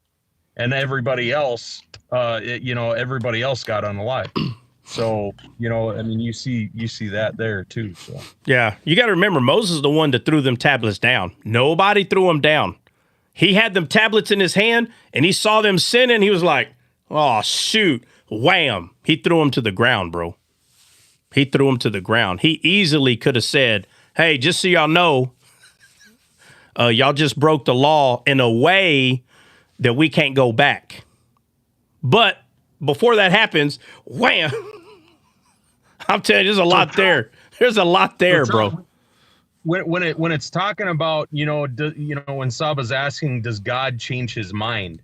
It's in regard, God said, hey, stand back. I'm going to wax hot. I'm going to burn all these dudes up. Where you have the mediator. Okay. And this is also, I'm almost kind of seeing a spirit, soul, and body here, right? God is honoring us if we, giving mercy, right? So that's where he's changing his mind, is based off of, like his son, right? His son is the one that's going to take, the fall, instead of waxing hot everybody who deserved it, right? And it's giving everybody the choice to choose him or not, Well, it's what it shows is repentance, okay? Right? To change your mind. Yeah. So first of all, when you look at it, the big roar, bro, there might have been 5-10 people in the corner like, nah, I ain't doing that. But the majority of them were doing it. And so when Moses said, hey, look, slam, okay, law's broken. Whoever's on the Lord's side, come over here. And they're like, well, I'm going over there. I ain't stay. But there was 3,000 that said, nah. So that's how you know that those 3,000 were the ones that are the ones that were manipulating people to do this. It was them because they don't have a repentive heart. They didn't repent. Represent the Gentiles? Does that represent the Gentiles? Well, no. There is no Jew or Gentile, so we don't say it represents the Gentiles. No, what it represents is people who don't have a repentive heart. They don't have a repentive heart to change their mind. Too, right, huh? You see it with Jonah. You see it with Jonah because God is like, hey, I'm about to wax these guys. Yeah. And Jonah's like, I'm not going over there because I know that if I preach this message and they repent, you're going to take back what you just said. Yeah. And he didn't like that. Yeah, he's like, no. He's like, I know. He says, I know that you're. He says, I know you're a loving God and you're a forgiving God. If I go over there, you're just going to forgive them. The heck with that. These were not Jews, people. These were Gentiles. For the record. Excuse me. Who? Nineveh. Yeah. Nineveh were not Jews. Yeah, no, they were Gentiles. Yeah. Syrians. Yeah. So it's the same thing. So that just shows you, Saba, that there were Muslims at that time, and 3,000 of them said, no, we're going to worship Allah, and the other 3,000. Yeah, we're going to worship our belly. Yeah, we're going to worship our belly. The heck what y'all talking about? Anyway, so Moses said, hey, guys, I don't think y'all realize what just happened. So look, let me be clear. Whoever's on the Lord's side, come to me. And they're like, oh, well, all right. And then they said, and he tells them, hey, go unalive the other 3,000. Right? So if you don't know what that is, I ain't saying it. Never mind. But that's what it is. Right? Bro, I cannot find anything regarding this message on Google, bro. I have no idea what this thing is. It's driving me nuts. Hey, Brother, Trout, let me say just one more thing. So like when God changes his mind, it is only for grace, because in where we were in the state of sin, we were already on our way. You know, we were already on our way to HE double hockey sticks, man. So, you know, it was by our choice that it was that way because of Adam. God changes his mind only towards grace, not towards destruction, because we were already on our way to become destroyed. But by the changing of our mind, right? By turning towards God, that is when he changes his mind only towards grace. Well, yeah, the thing is though, God doesn't change his mind. So if we're talking about changing his mind, the Bible says God doesn't change, right? Because God is love. So God never not loves. He's always loving, always. And the other part is when Jesus came, for some reason, people still separate God and Jesus. Now, in conversation, we have to. If we're talking about the Father and Jesus, so people can understand, you have to separate them so you can understand. But when you start getting deeper and realize that the soul and spirit of God, because God himself, the body, the Father is spirit, but the Holy Spirit, we have to use that, the Holy Spirit and God's soul, God has a soul. People hate, it's very weird that people hate it, that God has a soul. They hate it because they didn't see it before, and they probably been reading the Bible for 20 years, and you tell them, hey, does God have a soul? No. They freak out. They do not like this, but he does. That's why Adam is made the way he's made. But God poured himself into that body, but that body came from Eden, meaning it's perfect. So God doesn't change his mind. He doesn't change his mind. God's a loving God.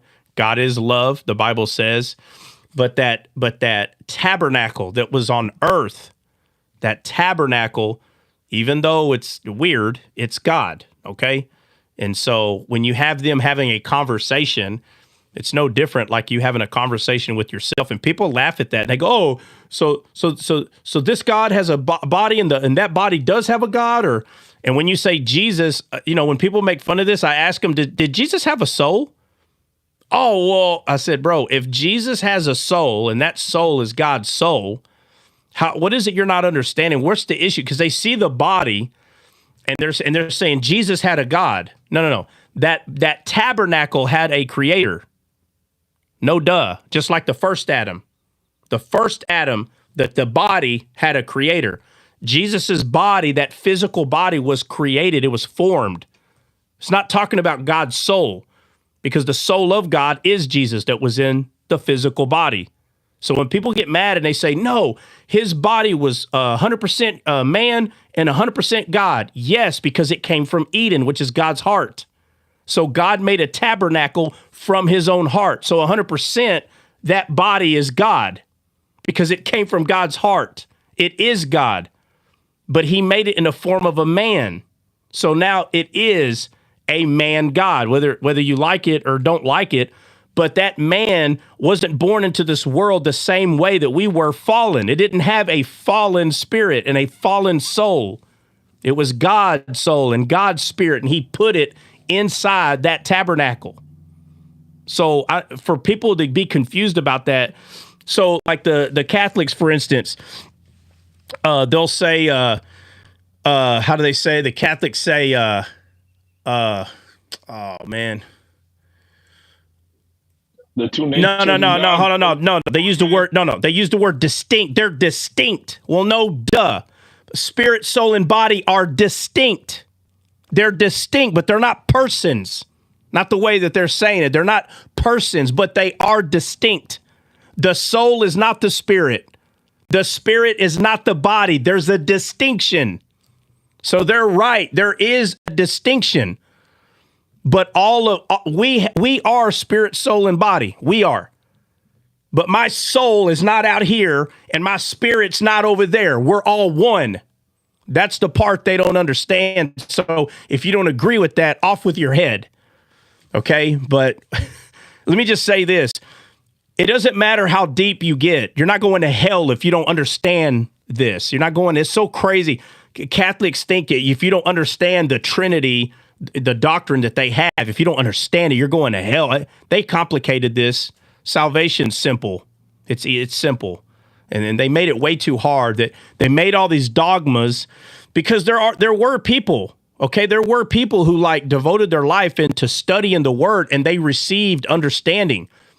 It's not true that if you don't come to a certain, like if you don't get to level 10 of understanding God, if you don't get there before God comes back and takes us home, you're going to hell. That's not true, bro. Now, somebody tell me, how much understanding did the thief have?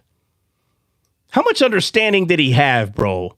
Nothing. You're going to sit there and tell me, that God says, okay, look, hey man, you're going to heaven with me, straight up. All right. And then he gets up there and then Peter's gonna be like, okay, explain the Trinity. You're not taking a test when you get to heaven. It's ridiculous. Trinity, one, stop wasting your lives arguing about Trinity, oneness, water best. Stop wasting your life on this crap. It's a bunch of crap. You've done this to yourself. God did not tell you to, what? And you know what's interesting? Like, I was like, wow, because Jesus said, destroy this temple and I will raise it up. And then in another chapter, it says that the Father raised Jesus from the dead. And then, so Jesus is the Father. Well, you can't deny that. Well, let me say something about Jesus being the Father, because I usually be quiet about it, but we're on the topic. All right, there is a distinction. There is. Okay, the Father is invisible in heaven. Okay, the Father's 100%. The Father's in. Okay, amen. Jesus is not invisible. His physical body, it's not invisible. Amen. Okay, so Jesus's physical body is not the Father. Okay? But the soul and the spirit that's inside of Jesus is the Father's soul and spirit. Yes. Okay, amen. So while Jesus is here and he says, he tells Thomas, he goes, how long have I been with you? You don't know me? That's his soul, bro. His soul is using the physical body to talk to. How do you not know me, bro? It's the carnal mind that gets confused, just like Catholics. They see Jesus' physical body and they'll say Jesus is not the Father. Well, they're right in the sense, that the good ground, which is God's heart, the part that formed the tabernacle that God lived in, the invisible God, his soul and spirit, lives inside of Jesus. So Jesus's physical body, okay, is not directly the Father. They're right. Okay. I get it. Okay. But the soul, the spirit, the Bible makes it very clear that Jesus came from the bosom because Jesus's physical body was made from God's heart. So when you say, oh, so if Jesus is God, and God had to make him, so he's created. Oh my God, bro, look, Adam, the first Adam, Paul understood this. You can tell if you go study Paul, you can tell he understood this. This is why he said Jesus is the last Adam. This is why, because Adam was created from God's heart. He was made, formed, but he had his own soul. God breathed in him and made him a living soul. It wasn't God's soul. He had his own soul, which means he had his own choice. God's soul, who is Jesus, was not created or formed. God's spirit, soul, and body has always been here. But when he took from his heart, just like he did the first Adam, and created Jesus, the same way that he created the first Adam, it's another Adam. That's why he said he's the last Adam. So we get confused because we say, oh, well, Jesus was God. Well, yes, he was God, but he was still an Adam, bro. He formed a man. There's no denying this. He formed another man. And in that man, he poured his soul and spirit in that man. So the argument of this, well, that is the Father. It's not the Father, bro. I'm telling you, you're wasting your time. You're wasting your time because in a sense, it is the Father. In a sense, okay? But you cannot deny the distinction between the two. You cannot deny it. The invisible God from his own heart created a tabernacle, a man. He formed it perfect from his heart. And inside there, he poured his spirit and his soul to walk here amongst us. Right? Emmanuel, right? That's what that, right? God with us. That's what that is. So to argue about whether Jesus is the Father or not, I don't care what side you're on, there's an immaturity level there. You're missing this. You're missing this thing that I just explained. So you're trying to fight to prove that he either is or is not the Father. Well, when you understand what Paul understood, that he is the last Adam, it all comes together. You don't no longer have to argue about whether he is indirectly or directly the Father. You don't have to argue that because he was still formed from the Father's heart. Therefore, in that way, he is the Father because he is the image and likeness of God. He is. But the Father is invisible. So he's not the actual, what we call the Father that's in heaven, right? He's invisible. Jesus is the image of the invisible God. So he cannot be directly the Father. He can't. But at the same time, because the Father poured his soul and spirit into that tabernacle, he's speaking for himself. So it is confusing. It is. But after a while, it's the confusion leaves and you understand because you understand who you are and you can see who he is. Okay. So hold on, let me say this last thing. So if a Catholic asks you, is Jesus the Father? Let me just say this. If a Catholic was to ask me, is Jesus the Father? I'm just going to ask him, is Jesus the Father? You tell me, is Jesus the Father? No, he's not. I'm going to say, show me how he is or how he's not. And I'm going to allow them to show me. All they're going to do is show that there's a distinction. That's it. And they're right. There is a distinction. There is, but I'm not going to say what I'm going to go back and show them because I want to see what exactly they see and what they don't see, which I've already had these conversations. So I know what they see and what they don't see. But when you see it for what it is, there is no longer, you have no more like the fight to try to prove either side is gone because you can see what's true. You're not trying to, you're not trying to keep this ridiculous debate ongoing. It's a very carnal, silly debate. So you don't want to tell Catholics, Jesus is the Father. You don't want to tell them that because they see nothing but a distinction. They do not understand what I just explained. They don't. And you're not going to get them to understand it overnight. So if somebody says that Jesus is the Father, as far as the soul and the spirit is concerned, they're right. As far as Jesus coming from the bosom of the Father, which is Eden, which is where the first Adam came from, they're right. They're not wrong to say that Jesus is the Father. But if you say that there's no distinction between the Father and Jesus, now you're wrong. You're wrong. If you say that there's no distinction, there is. One is invisible and one's not.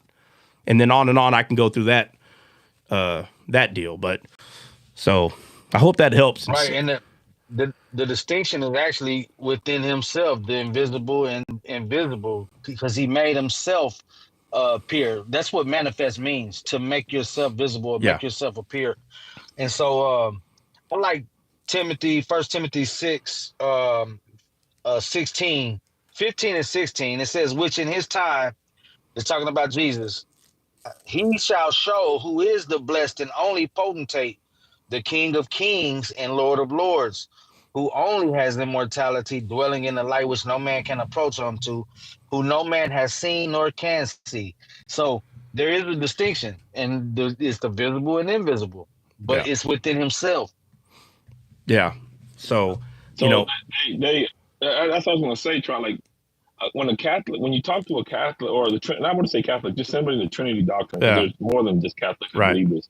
So people who believe in the Trinity doctrine, because they can't explain that Jesus is the soul of the Father, or that the soul of the Father was in that man and the Spirit, all is one, they came up with this beautiful term called hypostasis. Yeah. Hypostasis, all it's saying is that it's a single person of Christ contrasted in dual humanity and divinity, meaning that they say that Jesus and the Father are the same essence, which what you're saying in essence, no pun intended, is that they're the same. Yeah. So it's a mute argument. When I realized what hypostasis was, I said, this is a mute argument. You're agreeing with me. You just don't understand the terms of spirit, soul, and body. That's it. You only see Father, Son, Holy Spirit. Yep. That's it. That's it. So I never used the word hypostasis because I know exactly why they started using that, and it causes confusion more than anything. So I just get straight to the jugular, and I don't have to call them persons because I understand what God is. He made us the way that he is. And what happened is, while generation through generation, what we have to understand is we're all learning. So while people are trying to figure it out, right, like generations before us, we're all getting closer to what is true and why there is a distinction. Why Jesus, when he spoke to the Father that way, because that body had to 100% submit to the invisible God. It had to. And so when people are confused, so is Jesus God? Yeah. Why is he speaking to himself? That's the wrong that's the wrong way to go about this. To go about this is kind of like reverse engineering. If we find a spaceship, let's say we really found a spaceship.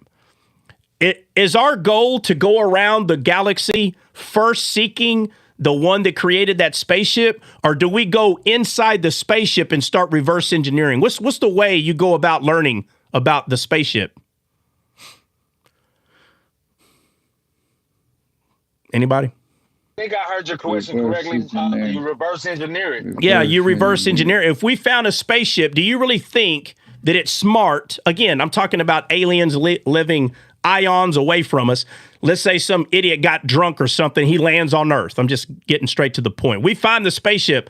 Should we spend 50,000 years looking for the person that made that? I'm talking about physical, in the physical world. Okay, don't get all spiritual on me. Is that what we do? Or do we get inside the spaceship and figure out how they made it? I mean, you're going to figure out how they made it. So the Bible tells us what we are. All you have to do is reverse engineer that bad boy. If we're made spirit, soul, and body, I wonder why we're made this way. Why? Nobody thought to think that because they were scared to say that God had a soul. A lot of times when I speak to Catholics, I don't speak to them anymore because a lot of them are, bro, you're wasting time, man. You'd be better off ministering or preaching to a cow or an ant.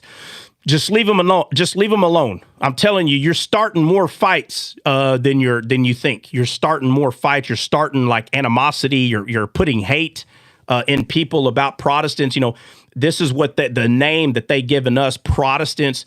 I don't know who Luther was. I don't know who the Pope is. I don't know any of these people, but I know who God is. That's who I know. So while they're playing these games about the Pope and all this other stuff, when the disciples found a man casting out demons in Jesus' name, did those guys know Jesus? Yep. No, I'm saying no. Well, they didn't. They didn't hang out. They didn't hang out with the disciples. Is what I'm saying. No, they didn't hang out with the disciples, but they obviously knew who Jesus was. Right, but I'm saying they're not hanging around the group, bro. No, they weren't the inner circle. Right, they're not. But all of a sudden, Jesus tells them, "Oh, so y'all forbade them? Oh, okay." And then he starts telling them, "You're cutting off your own body. Don't you realize we're all one body? You're cutting off your own body." And that's what this physical Catholic Church has done. So when people get saved, they'll say, "Hold on, you're not with us," and they're doing the same thing the disciples did. And that's not correct. The Bible doesn't teach that. Not the way that they're wanting it to. Jesus said that's not how you handle that. If they're either with us or they're not with us. And he said, those guys are casting out demons, then they're for us. They're not against us. But the Catholic Church says, nah, the heck with what Jesus says. If you don't get saved through this Pope, through this Catholic Church, then you're going to hell. That's what they really believe. And that's not what Jesus taught. And so... hey, Trot, it's like you were saying yesterday or the day before, maybe it was yesterday, we were talking about Oral Roberts and how he had this understanding, but we don't get stuck in these understandings. Like we grow from, like the forefathers are like stepping stones to get higher. You don't stay at the very first level. That's like saying you're stuck on Torah. You don't believe no prophets, no New Testament. You just stuck on Torah. You don't do that. You build. God is building. God is building. So even the church fathers were amazing. They did a great job in their understanding, but that's not the end all be all. We grow from that. It's not. It's not.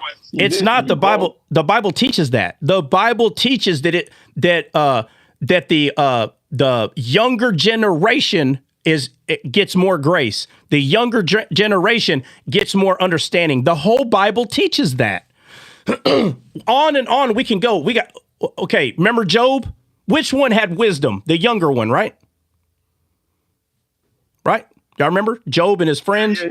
It was the younger one. Okay, so where else in the Bible do we see the younger one getting something they didn't deserve? Where do we see it? I got like 10 in my head. Esau and Jacob. Yep, you got Jacob and Esau. Who else? Benjamin ended up getting Joseph and Benjamin. And watch this. The elders were in the wilderness eating manna. They died, but the younger ones went to the promised land, right? Yeah. The whole Bible shows this. It's every generation gets more grace, more understanding, more wisdom.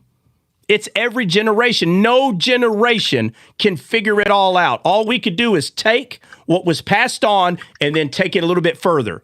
And then you're going to have kids and they're going to take it a little bit further. If you notice, every 20 or 30 years, the older generation argues with what the new generation is saying about the Bible. And everybody thinks that's apostasy. Everyone thinks that it's new age. Oh, that's new age. No, it's further understanding. And you call yourself a teacher and you don't understand that. You don't understand that it's just further understanding. It's ridiculous. So they stay in their stagnant water. And the Bible says that we're supposed to flow like a river, not stagnant, not sit there and say, I figured it all out. It's a younger generation that's going to move the next generations to further understanding. It's never going to stop. And you have to be able to help the next generation get further along. So when Luther started understanding Scripture, and he pushed it further along and helped people understand, oh man, we were kind of set in some ways here. So what they do is they manipulate people and they say, oh, so you're saying Jesus got it wrong? Jesus got it wrong? No. Jesus didn't get it wrong. It's man that make it wrong, not Jesus got it wrong. Man make it wrong. From the very beginning of time, it was always man that tries to mess up what God is doing. But the man cannot mess up what it can't see. The spirit will not be stopped. You can't stop it. It's always the flesh that will argue against what the Spirit is doing. It's always the flesh that will come against what the Spirit is doing. Even people who are saved, if not careful, you'll be arguing against what the Spirit is doing because your flesh is doing it. You're not staying in tune. You're not allowing yourself to grow. There's people that they go to a school or something and they get a certificate and they say, oh, look, I'm a pastor. I made it. And they're stagnant. They've been teaching the same thing for 20-something years. Nothing further. But God's not mad at you. That's just where you decided to stop. But you don't get mad while the Spirit is still moving forward with wisdom. Wisdom is still teaching. It's not going to stop, bro. And everybody that's in their flesh is going to get scared of what they call new teaching or new doctrine. No, the Spirit will continue to get the church to grow, bro. It grows only through the Spirit. So, but it's always the younger generation, always. Can we say, brother, that, back in the Moses, like in the mountain, when they basically, when he broke that tablets, right? And what they did, it represents also the body, that people, they were worshiping their body, the flesh is the idol, that they had to break that idol, right? And then to be able to worship the Spirit and truth. Does that also represent that? Well, it's representing what it's representing. There's a million things we can point it to, but what all that is representing is Christ, right? Christ breaking the idols of men and giving them a chance to repent. You understand? Amen. Yes. So when Christ came, that was mankind. It was their chance to metanoia, which in the Greek, in the New Testament, that's the word for repentance, to change your mind. So when Moses came down from the mountain, that was a depiction of Christ descending to the earth and saying to the people, do you choose God or not? And Christ was the one that we had to receive. So we receive Christ, and there are people that are not going to repent. And what does the Bible tell us is going to happen in the book of Revelation? There's going to be a man on the white horse, and who's going to be with them? Anybody? Cloud of saints. Yeah, the cloud of saints. So when Moses said, who's with me? All the saints are with him, and who unalived the other ones? Saints unalive. The saints, bro. That's that right there. You see it right there. Right there. That's what people. Saints and the ain'ts. And I'm gonna say this, and I don't care who likes it or not, but that's the rapture. Okay, it's the only time it happens. As soon as the rapture happens, is the war, bro. Right there. As soon as the rapture happens, which you see the horse, you see all the people go to Jesus, they turn around, and the war happens right there. So I don't care which one. I'll have to talk to you about that. I don't care what you think, pre-trib, mid-trib, post-trib. Let me tell you again, Christ comes, everybody goes to him, and the war happens right there, bro. No, that is a fact. You can't find there's only 1 second coming, bro. There isn't 2 second coming. I'm not even gonna argue about that. That's ridiculous. Hey, y'all remember when I told y'all all the slang we get? I'm telling you, it comes from the Bible. Talking about catching a body. That's a big catching away. Yeah. Big Op, what'd you say? Hey, what did Big Op say? What did Big Op say? No auto trot today? What does that mean? Auto trot. What does that mean? I don't know what that means. Is that a play on words like an Autobot? Well, I mean, instead of us trying to guess, no filter. Hey, sometimes, hey, that's why you got to come every day, bro. Sometimes I throw out them 50-pound steaks. And if you swallow and choke, it's your fault, whoever you are. That's your fault. You need to get on the meat quicker. Sometimes I don't wait till you're weaned. If you're still on the milk, those people will quickly see their way out. So mid-trib, post-trib, out all the tribs you got in your head, my friend, it happens one time. And when that sucker happens, that's a wrap. What happened at the base of the mountain? The man of God, the mediator, comes down. And he's like, oh, well, y'all ruined this. Pow. It's time to repent. Who's going to be with the Lord? Oh, well, I am. Oh, okay. That's why God said those are your people. So you go handle it. Hey, Trot, What? would 2 Chronicles 30? Hold on. I think 31 Before you read anything, what's the topic you're about to bring up? What's the topic? Is I'm trying to see if that's a No. foreshadowing of the I don't want to rapture we're hear. I don't discussing. want to hear a question. Give me one word or two words. Topic. What topic are you bringing up right now? Huh? Rapture. Oh Rapture. no. We're not. You got a Bible? Read it. We're not going through the rapture. We're not going through that. I'm just saying if it's a foreshadowing, bro. No, we're not talking about it, bro. Not going to happen. I said what I said. You take it to the bank or not. It's up to you. We're not going to talk about foreshadows of the rapture. I already explained to you what it was. So go back and listen to it again. Go back and listen to it again. You got a freebie. That's one of the most controversial topics, bro, and it shouldn't be. It's so easy. So easy. People just get confused, but it's easy. It's not hard. It's definitely not a question on Revelation, brother. I promise you that. Okay. But I do have a question, and I just wanted to know if I answered it correctly. And unfortunately, I kind of got sucked into a live I probably shouldn't have went on. And yeah, I bet. Yeah. So the first question, and it wasn't a Catholic live. To be honest, I don't know what kind of live it was, because the first one they asked me is Jesus the Father, right? Is Jesus the Father, right? So I said, okay, so do you believe the Bible from front to back? And they said, well, what Bible are you talking about? And I said, well, let's just say it's King James Version.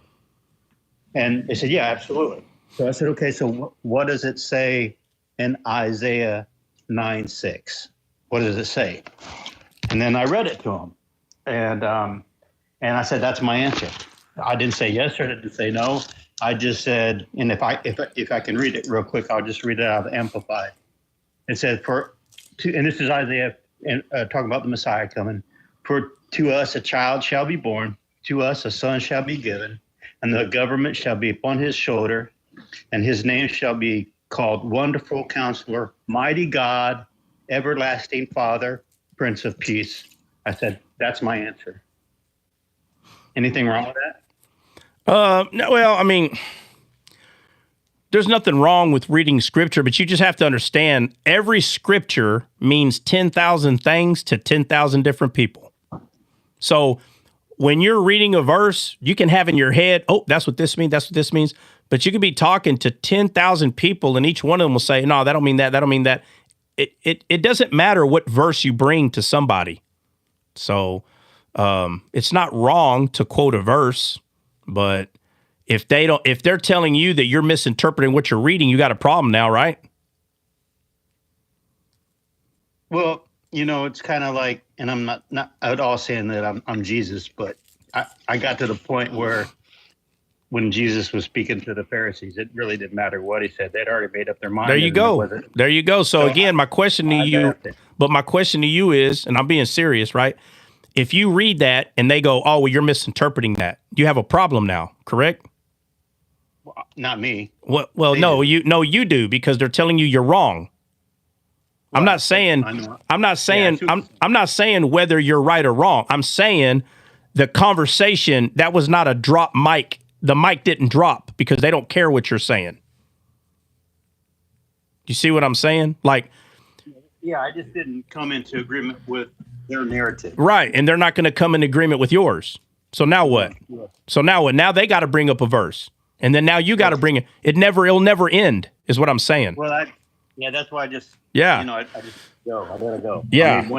I knew where it wasn't going, and I just left it alone. Well, I can tell you this: as soon as you think about going into a live, that's where it's going to go again and again and again, and eventually you're just going to stop going because they're not trying to be reached. They're just trying to,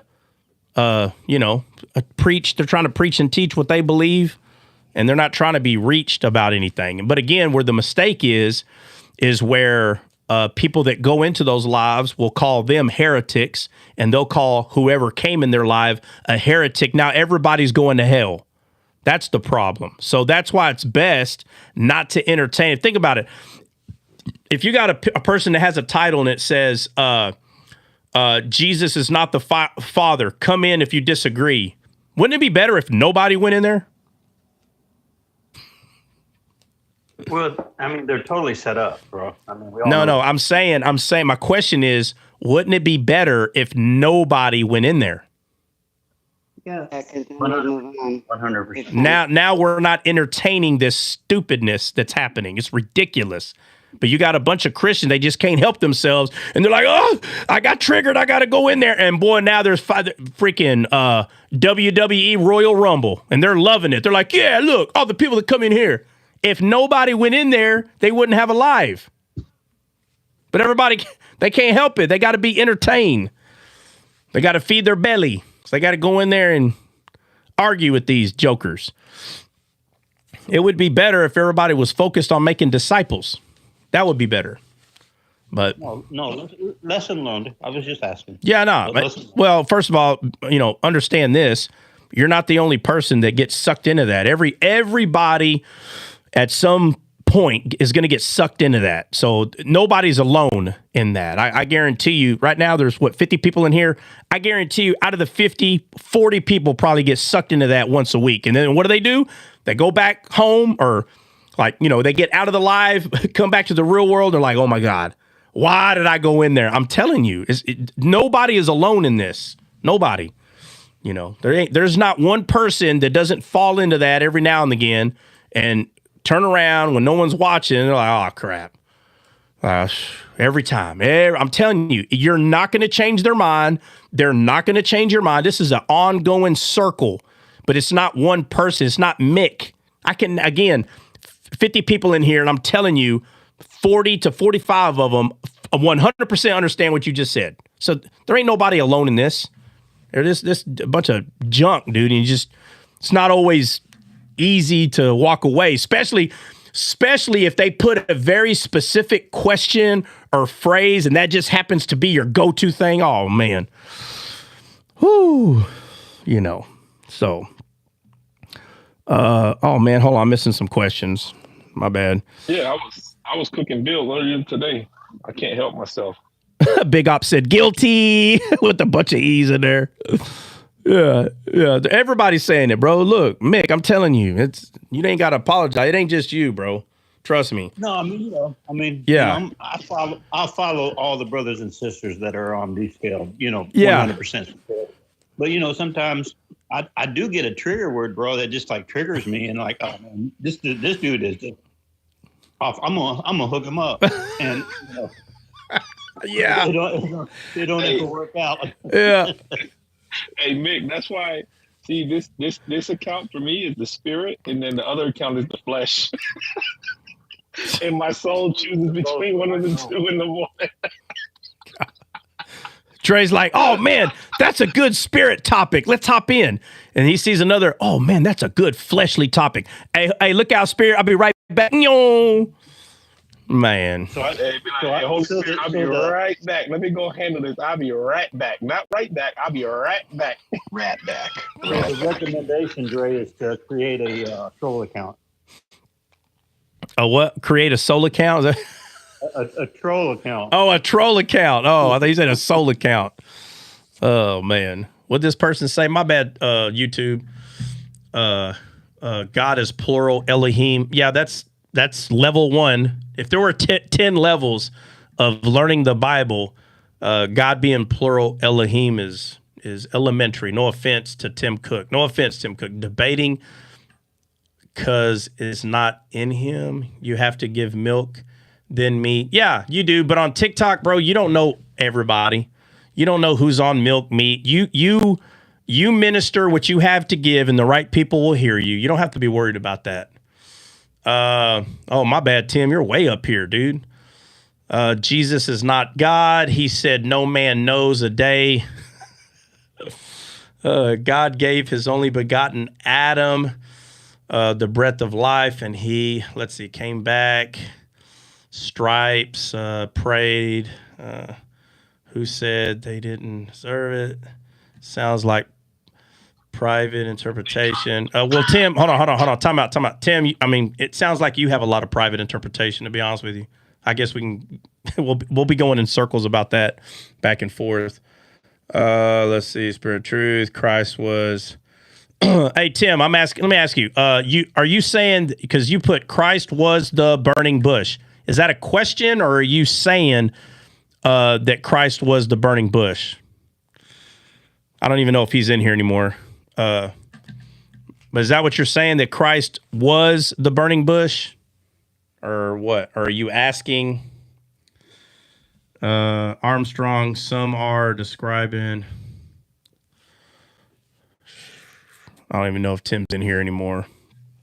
But I'm curious. Are you saying that Christ was the burning bush?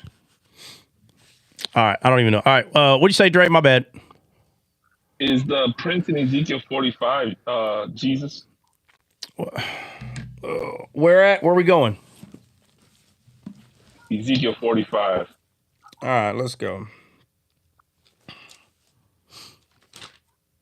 Because I'm gonna have to dig into 45 for a minute, bro. Now, remember, Ezekiel 36, 37 starts talking about Eden revived, right? Right? And then you got 39 or 40, the new temple or something.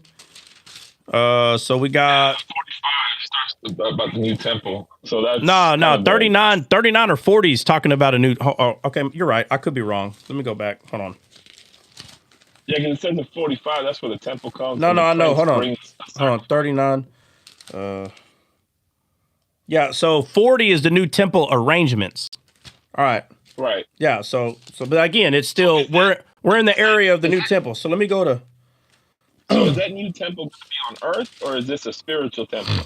And if it is on earth, if it's a spiritual temple, why would God give us dimensions? If it is on earth, then when does this temple what is that? You said if it is or is not on earth, why did he give us dimensions? Where's the dimensions at? Are the dimensions in there? No. You're the one that said there's dimensions. So I'm like, where's the dimensions at? It's in there. Give me a second.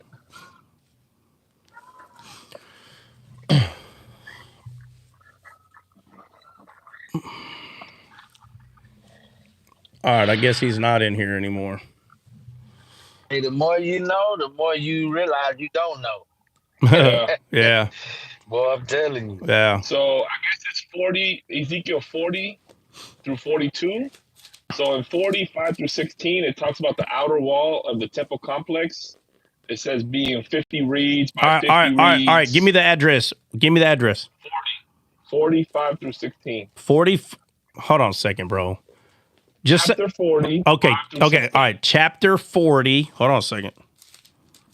Because you said 45 10 times. I don't know what kind of 45 you're talking about. All right. Chapter 40. What verse? 5 through 16 talks about the outer wall and temple complex. All right. Read it. Hold on. Give me a second. Hopefully I don't have a lot of background because my kid is. All right. I'm going to go there real fast, bro. And I'm telling you right now, I ain't answering no questions today. So you better hit freaking record, whoever you are. Because once I say once I say it, it is what it is. So let it be written. So let it be done. All right, go. Hold on. Give me a second. He really trying to hit record. Look at him. Drake setting up record. Okay, record right there. No. I got my kid in the background, bro. Give me a second. All right, so 40, and I said it's what, 5? So behold, the wall of the outer house round about, and in the man's hand a measured reed of 6 cubits long by 6 cubits and a hand breadth. All right, all right, hold on. It says, and behold, a wall on the outside of the house. So this is talking about a fenced-in city, right? Mm-hmm. Which the whole Bible talks about fenced in, a hedge of protection. In the book of Job, he's got a hedge of protection. I can't touch him. David has to come out of Israel because Goliath is saying, tell your champion to come out of the hedge city. I can't touch him, right? You see the similarities? All right. Yeah. So it says, a wall outside of the house round about, and in the man's hand a measuring reed. Who holds the reed that measures? Yeshua. Okay, so So it says, and about in a man's hand, a measuring reed. It says a reed. A reed. Is it a coincidence that Moses is pulled out of the river of reeds? Is that coincidence? He comes out of the river of reeds, and then the sea that was actually split, it's not the Red Sea, it's the Reed Sea. So he's pulled out of reeds. He's pulled out of reeds and goes back to the reeds. Doesn't God tell us whatever soil you come from, that's the soil you're going to go back to? Right? Okay. So then right here it says, measuring reed of 6 cubits long by the cubit, and it says, and a handbreadth, so that he measured the breadth of the building 1 reed, and the height 1 reed. So 1 reed, so 6 cubits high, 6 cubits. So everything so far is 6 cubits. But I'm showing you all these other things play a part in this measuring reed. If you're picturing Jesus walking around with the yardstick, you missed it. If you think Jesus is walking in Home Depot to get a measuring tape, you missed it. You missed it. 100%. You're missing what's being said here. So he says, then came he unto the gate. Do I got to go over the gates? Do I got to go over all the parable of the gates again? Somebody tell me what happens at the gates. I go over them all the time for this reason. We can't go over Ezekiel. We can't go over Daniel. We can't go over Revelation because y'all still stuck in trying to find all the parables. So how are you going to know what the gates referring to if you didn't go find out what the gates are referring to? What are the gates referring to in the Bible? I go over them all the time. The entrance to man's heart. Okay, so in the show me in the stories where the it's this weird thing talking about gates. They're weird stories in the Old Testament. Where are they? Boaz, one of them, like he takes people to the outer gate. Yeah, he takes them to the outer gate, right? Why? Because he's forcing someone to be a redeemer, and that that happens at the gate of the city. The gate of the city. Grabs the gates of the city and puts them on a high mountain. Right. Samson takes the gates and he puts them on a mountain. Samson does. He takes gates, and it not just the gates, the poles too, the whole thing, and he puts them on a mountain. That's where he puts the gate. Where else? I got like 4 more in my head. Somebody give me 1 more. The gates of hell shall not prevail against my church. That's fine. We can use that one. And everybody goes, see, what was happening there is Jesus was physically standing at the place they called the gate. I don't care if he was standing there or not. Another thing that is being said there is the gates of hell won't prevail. The gates of hell. There's only one door. There's only one to man's heart. It's only one door. And you have, well, there's 2 doors, but I'm saying for God, there's only one door. Jesus is that door. That's the Noah's Ark, that door. There's only one entry. There was only one door. There's only when he was hanging out on top of the gate. He said narrow is the way. Yeah, he said narrow is the way and straight is the gate. Yeah, straight is the gate. What'd you say, Christian? I was thinking about when David was on top of the gate after Absalom got unalived. He was weeping and crying and all that stuff. Yeah, no, well, that's not a strong one. I'm talking about the strong ones. With like very. Literally, I'm sorry. This doesn't literally say gate, but it's a gate, and it's the tree of life and the fiery sword and the cherubim that keep the way to the Garden of Eden. That is a gate. Yeah, it's a gate. The only way there. Yeah. Yep, it's a gate. You got the 2 pillars, 2 angels, 2 pillars, and a fiery sword is the gate. So when Samson picked up the gate along with the 2 pillars, it's the entrance to Eden. That's why he put it on a hill. No? It's not tracking the hill. What does a fire do? Do you hide a fire? 100%. Do you hide a candle? Yeah, 100%. Do you hide a candle? What do you do with the candle? You put it, but you make it so it can shine. You don't cover it. Right. You don't cover it. You put it where everybody can see it. So Eden is not hidden like people think. The fire. It's on a hill. It's on a hill. That's why you see God do miraculous things on mountains. Because it's the man's heart that's allowing God to do it on the mountain. That's the entrance of Eden. Lord have mercy. All right. Then it says, then came he unto the gate which looketh toward the east. Eden, east.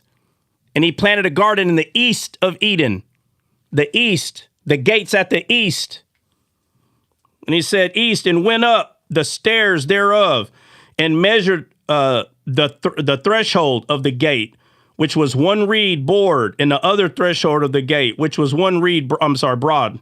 And it says, and every little chamber was 1 reed long, and 1 reed broad, and between the little chamber were 5 cubits.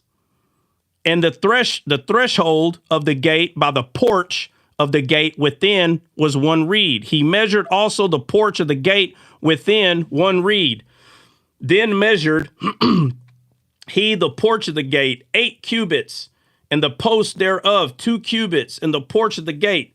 All right, where did you want to go, Dre?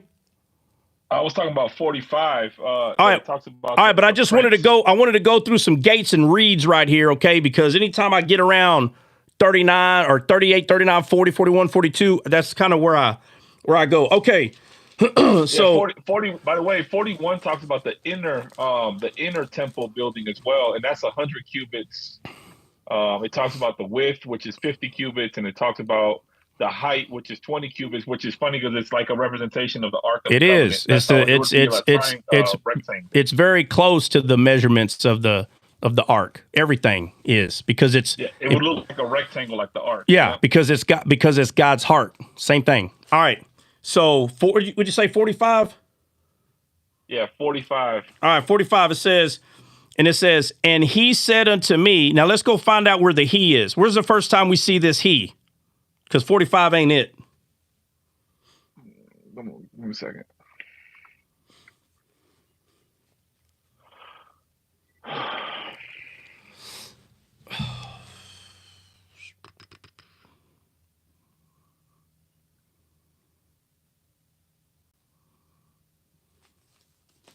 I'm sorry. What are we looking for? I just drew a. We need to find out who this he is. The first time he comes up.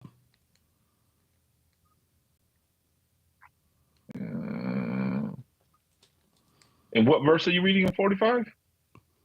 I'm reading. Hold on a second. I thought you were in chapter 40, verse 45, bro. No.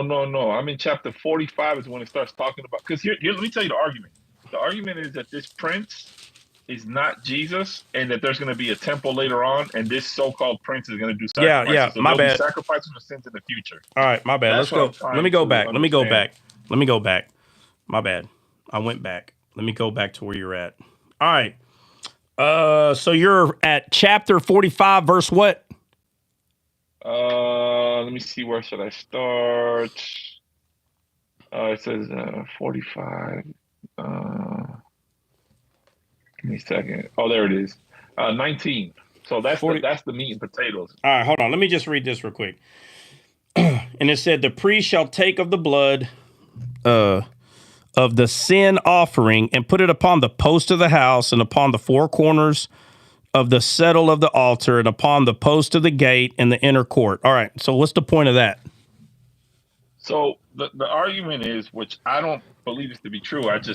I'll be honest with you. I need to study it more to try to understand it, or how to make people understand this. But the argument is that there's going to be a future temple. This is being the future temple physically, that people will be doing sacrifices for sin in the future. Oh, and that doesn't make sense to me, because it doesn't add up. Because the book of Hebrews clearly says that the blood of Christ was the once and for all sacrifice. So why would this be in the future? I don't understand. How would this be? All right, let me ask you this. So they're saying there's 3 temples, right? Yeah, they're saying basically. All right. So name the first temple. Let's just do this real quick. There's going to be some people who ain't going to like this. So where's the first temple at? Technically, it would be the tabernacle, right? Well, I don't know what these people are claiming. So I'm asking you, like you Solomon's are they saying Solomon's temple is the first temple? I'm wanting to know what they're claiming are temples, is what I'm asking. Yeah, it would be Solomon's temple. All right, so Solomon's temple, what else? What's the second temple? Well, what did you say, Hope?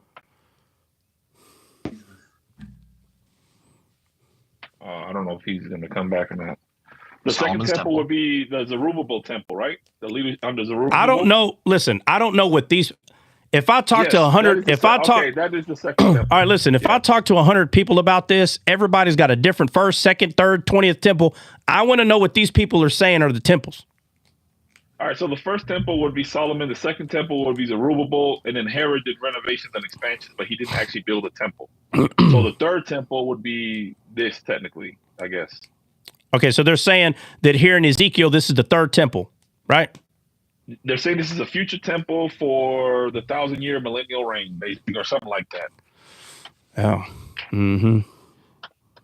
Which doesn't make sense because why would we do sacrifices, sin sacrifices? It doesn't add up to me. Yeah. So when Paul started understanding, Adam would be the first temple, my friend.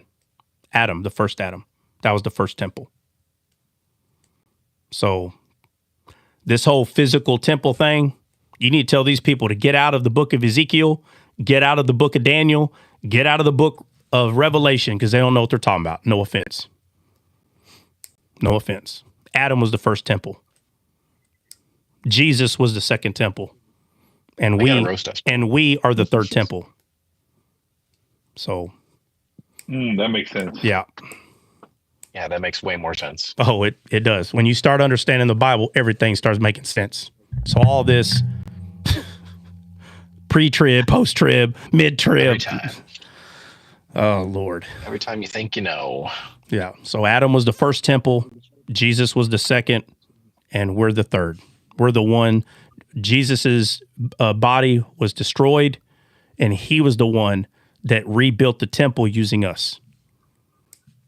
So we're the third temple. So. But we're the third temple Why under did somebody delete the Hebrew writing, bro? Who did that?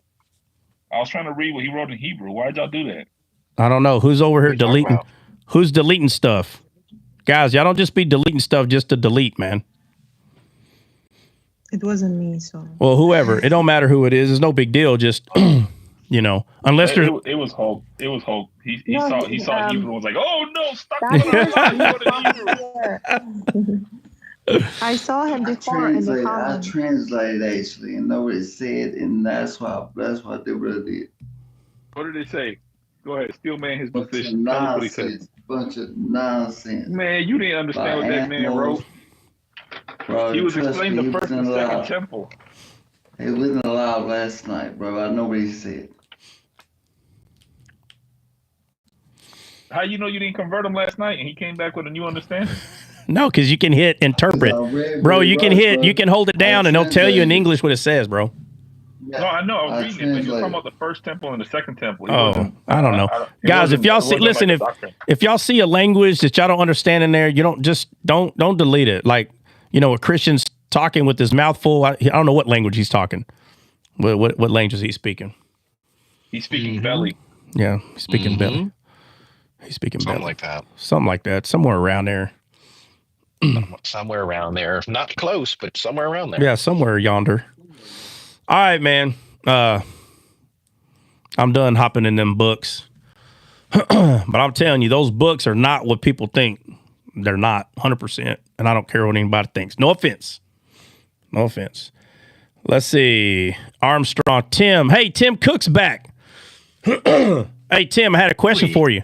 I wasn't sure if you were asking or telling when you made the comment that Jesus was, what did he say? I said it 3 times. I don't remember. Burning bush. Oh, yeah. You said Jesus, the burning bush. Were you asking or were you like making a statement?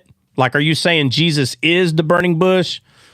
Tim Cook. Talking to Tim Cook. I saw you just put a comment, so don't act like you ain't there, buddy. Uh-oh.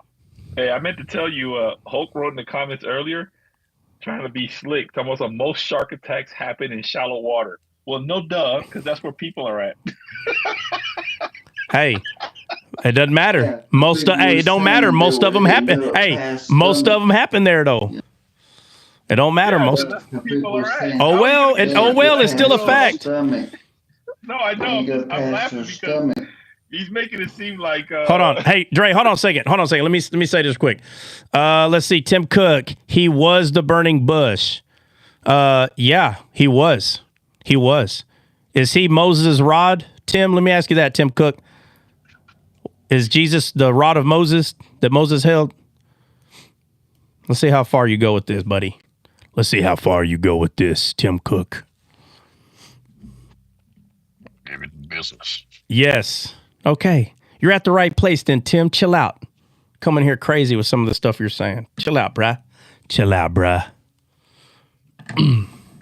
I wonder where you heard that. Where did you hear that Jesus was the rod of Moses? I guarantee you it was within 5 years. I put money on it.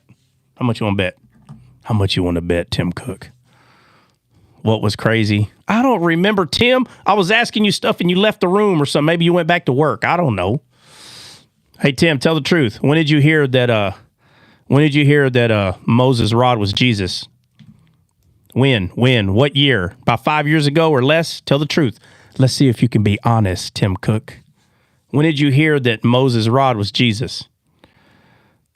Yeah, I know you left and now you're back. So I'm asking you a question. How long has it been? What year would you say you heard that Moses' rod was Jesus? Don't lie. Tell the truth. You ain't got a lie to kick it. I'm going to say it was, I'm going to say it was 2020 or after.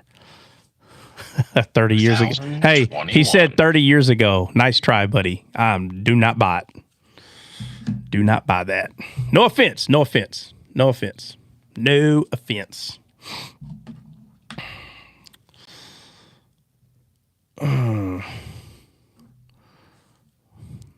Let's see. Ronald, he followed Eve, greatly deceived. Let's see.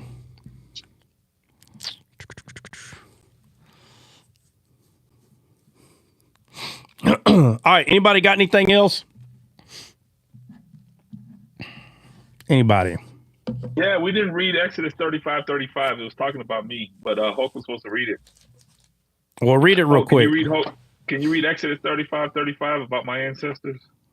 I closed that Bible a long time ago on 35, bro. What did he say? I don't know. Somebody read it. I got it. Somebody read it.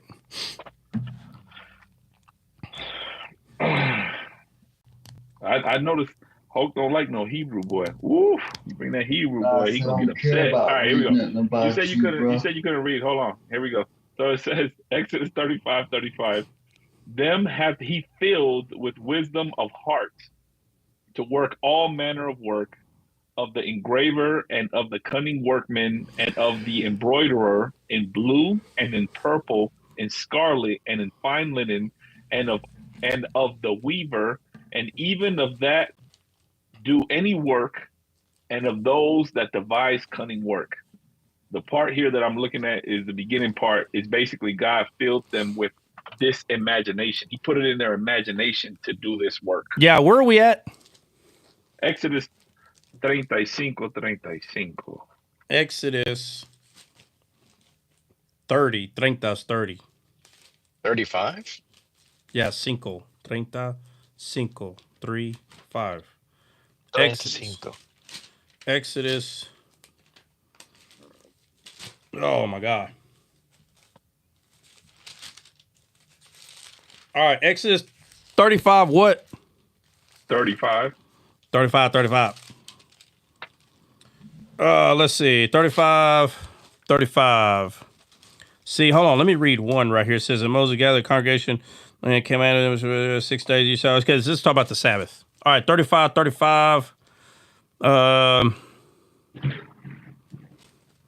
Okay, it starts off the Sabbath. 35. Hold on, let me read 28. And spice and oil, that's still tabernacle. 29, the children of Israel brought willing offering, that's still tabernacle.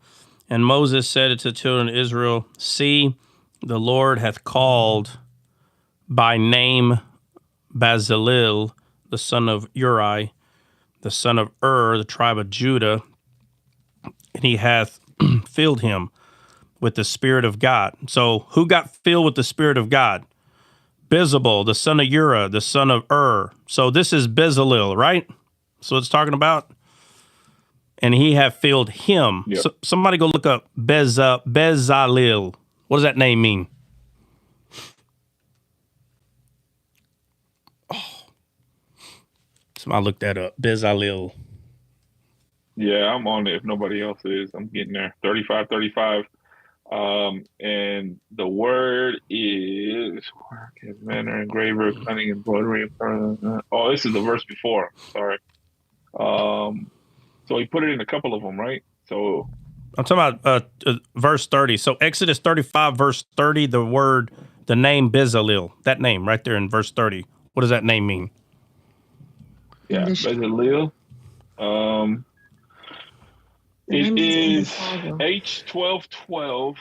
Don't get mad, Hulk. It's Hebrew. It is in the shadow of God. All right, in the shadow of God. All right. And who's in the shadow of God? We are. Yeah, where? What does it say that at? He that abideth in the secret. Under the shadow of the Almighty. Yeah. It says the word. Abide under the shadow of the Almighty. All right, so it says that we're in the shadow of his tree. We're in the shadow of his wings, right? Okay. All right. So it says, and he hath filled him, who? The person that abides in his shadow, with the Spirit of God in wisdom and understanding and knowledge and all the manner of workmanship, right? The cunning work.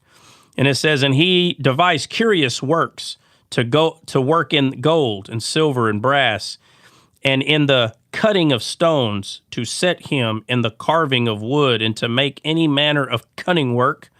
And he hath put in his heart that he may teach both he and Aholiab, the son of Asamach, and the tribe of Dan.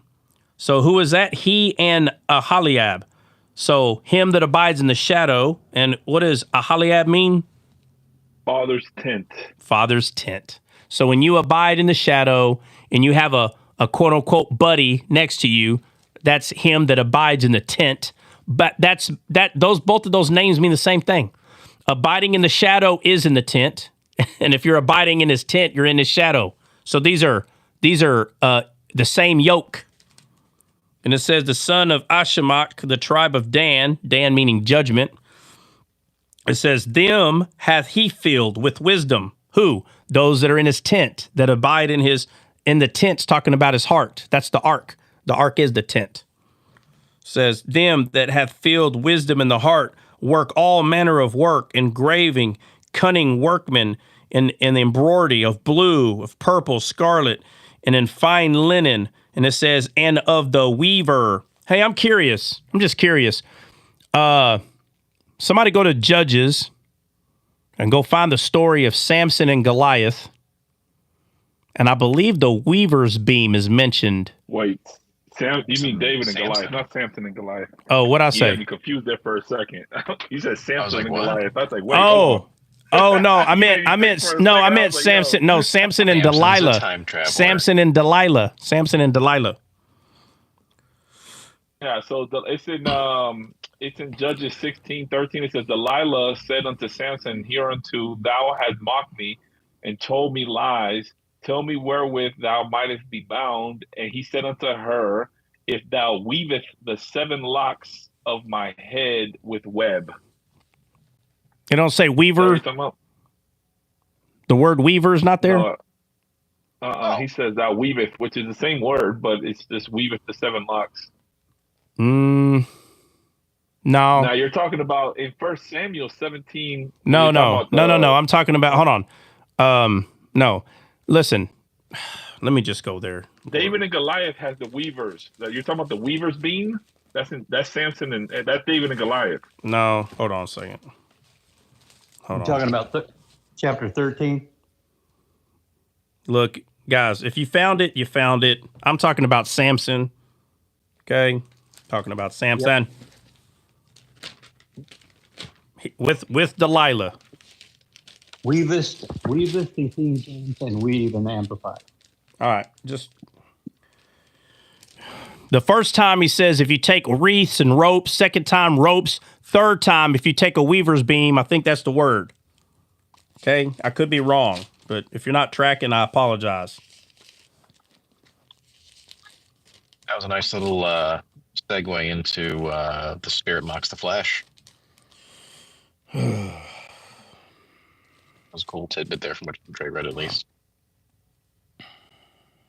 Like, oh, there it is.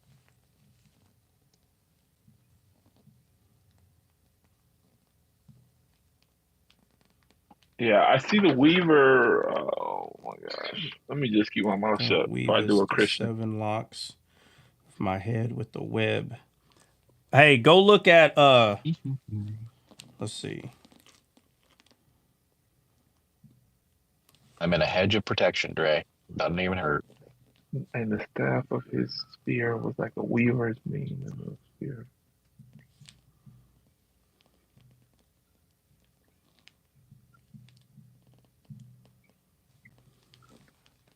So why does it keep making this reference to a spear like a weaver's beam? Right here. Go to 14. Go to Judges 16:14.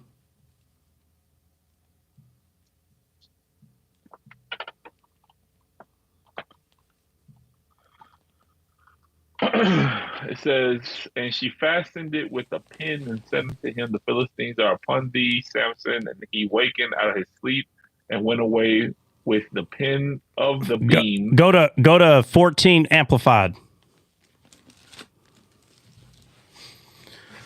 For the law. All right, let's go. So in the Hebrew, it's going to be talking about a weaver's beam in the Hebrew. So go to the amplified. The Philistines are upon you, Samson, and he woke up from his sleep and he pulled out the pin of the weaver's loom and the web. All right, there it is. Anyway, all right. Let's go back to Exodus 35. All right. Graver cunning. All right, and it says, fine linen and of the weaver. Go look up that word weaver. Explain it to me in Hebrew. Yeah.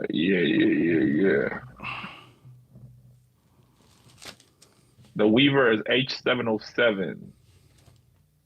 To weave, to braid, to weaver. All right, now go to Samson and go look up those words and see if one of them is that word right there. It may not be. I'm just curious. So 14. So go to the. Not in 14. It's not in 14. The one in 13 is there. That thou weaveth. Yeah, that's the weaver. Is that the same one? The same word? In 13, yes. Okay, yes, there. All right. So H707. Yeah, so there it is, right there. Okay. All right. Let's see. All right.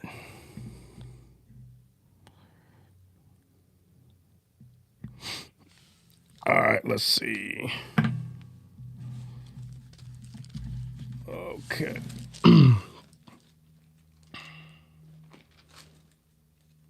No.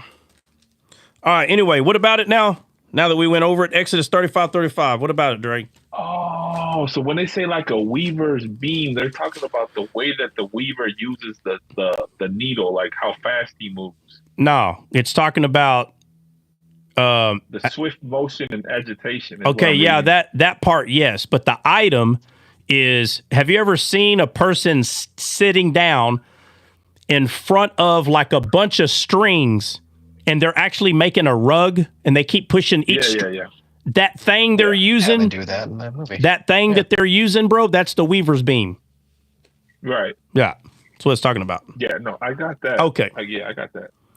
Yeah. I was just looking at, when I was looking at Samuel, it says, and the staff of his spear was like a weaver's beam. And I was like, what? Like, little? And it's talking about like the speed and how quick. Yeah, the way. No, it's talking about cunning work. That's what it's talking about. Yeah. Yeah. Yeah. The cunningness, how crafty they were. Yeah. Yeah. So everyone I was talking about 35. I was talking about 35, just about the imagination. Like he filled them with the wisdom of the heart, which is in the imagination.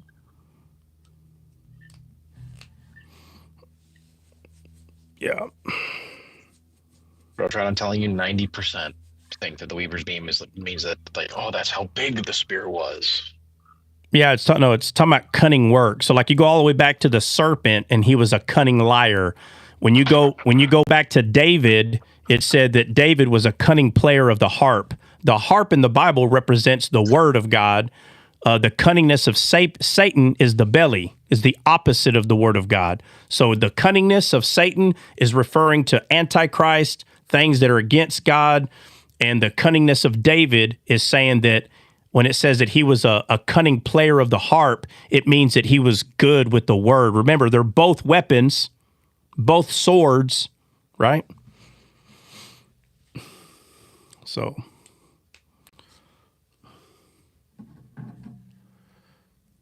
now Goliath's objects were clearly big, but what they really were was a big lie, is what it was, right? That's why it says that all the Israelites were afraid of Goliath, representing the lie. Everybody's afraid of it, but God's not afraid of the lie. He just tells the truth. All right, what time is it? Man, it's already 1:30. Lord have mercy. Yeah. All right. I was about to bounce. Hey, by the way, I Yep. made today a almond butter caramel latte. Holy smokes, that thing is fire, bro. That was a Almond good butter coffee. caramel latte. Oh my God, Yes. bro. It's so Give it good. to me black. You're making it confusing, man. I'm gonna have to go. I'm gonna have to be. No. Dre is a cunning caffeine producer. Hey, bro, these are desserts, bro. I see these as desserts. Oh. These aren't like this isn't like wake up coffee. This is dessert, like, but it's so good, man. I'm about to make a coconut latte tomorrow. Let's see how that goes. Coconut latte. What the heck? What is the world coming to? Mm-hmm. Coconut latte. All right, everybody, simultaneously.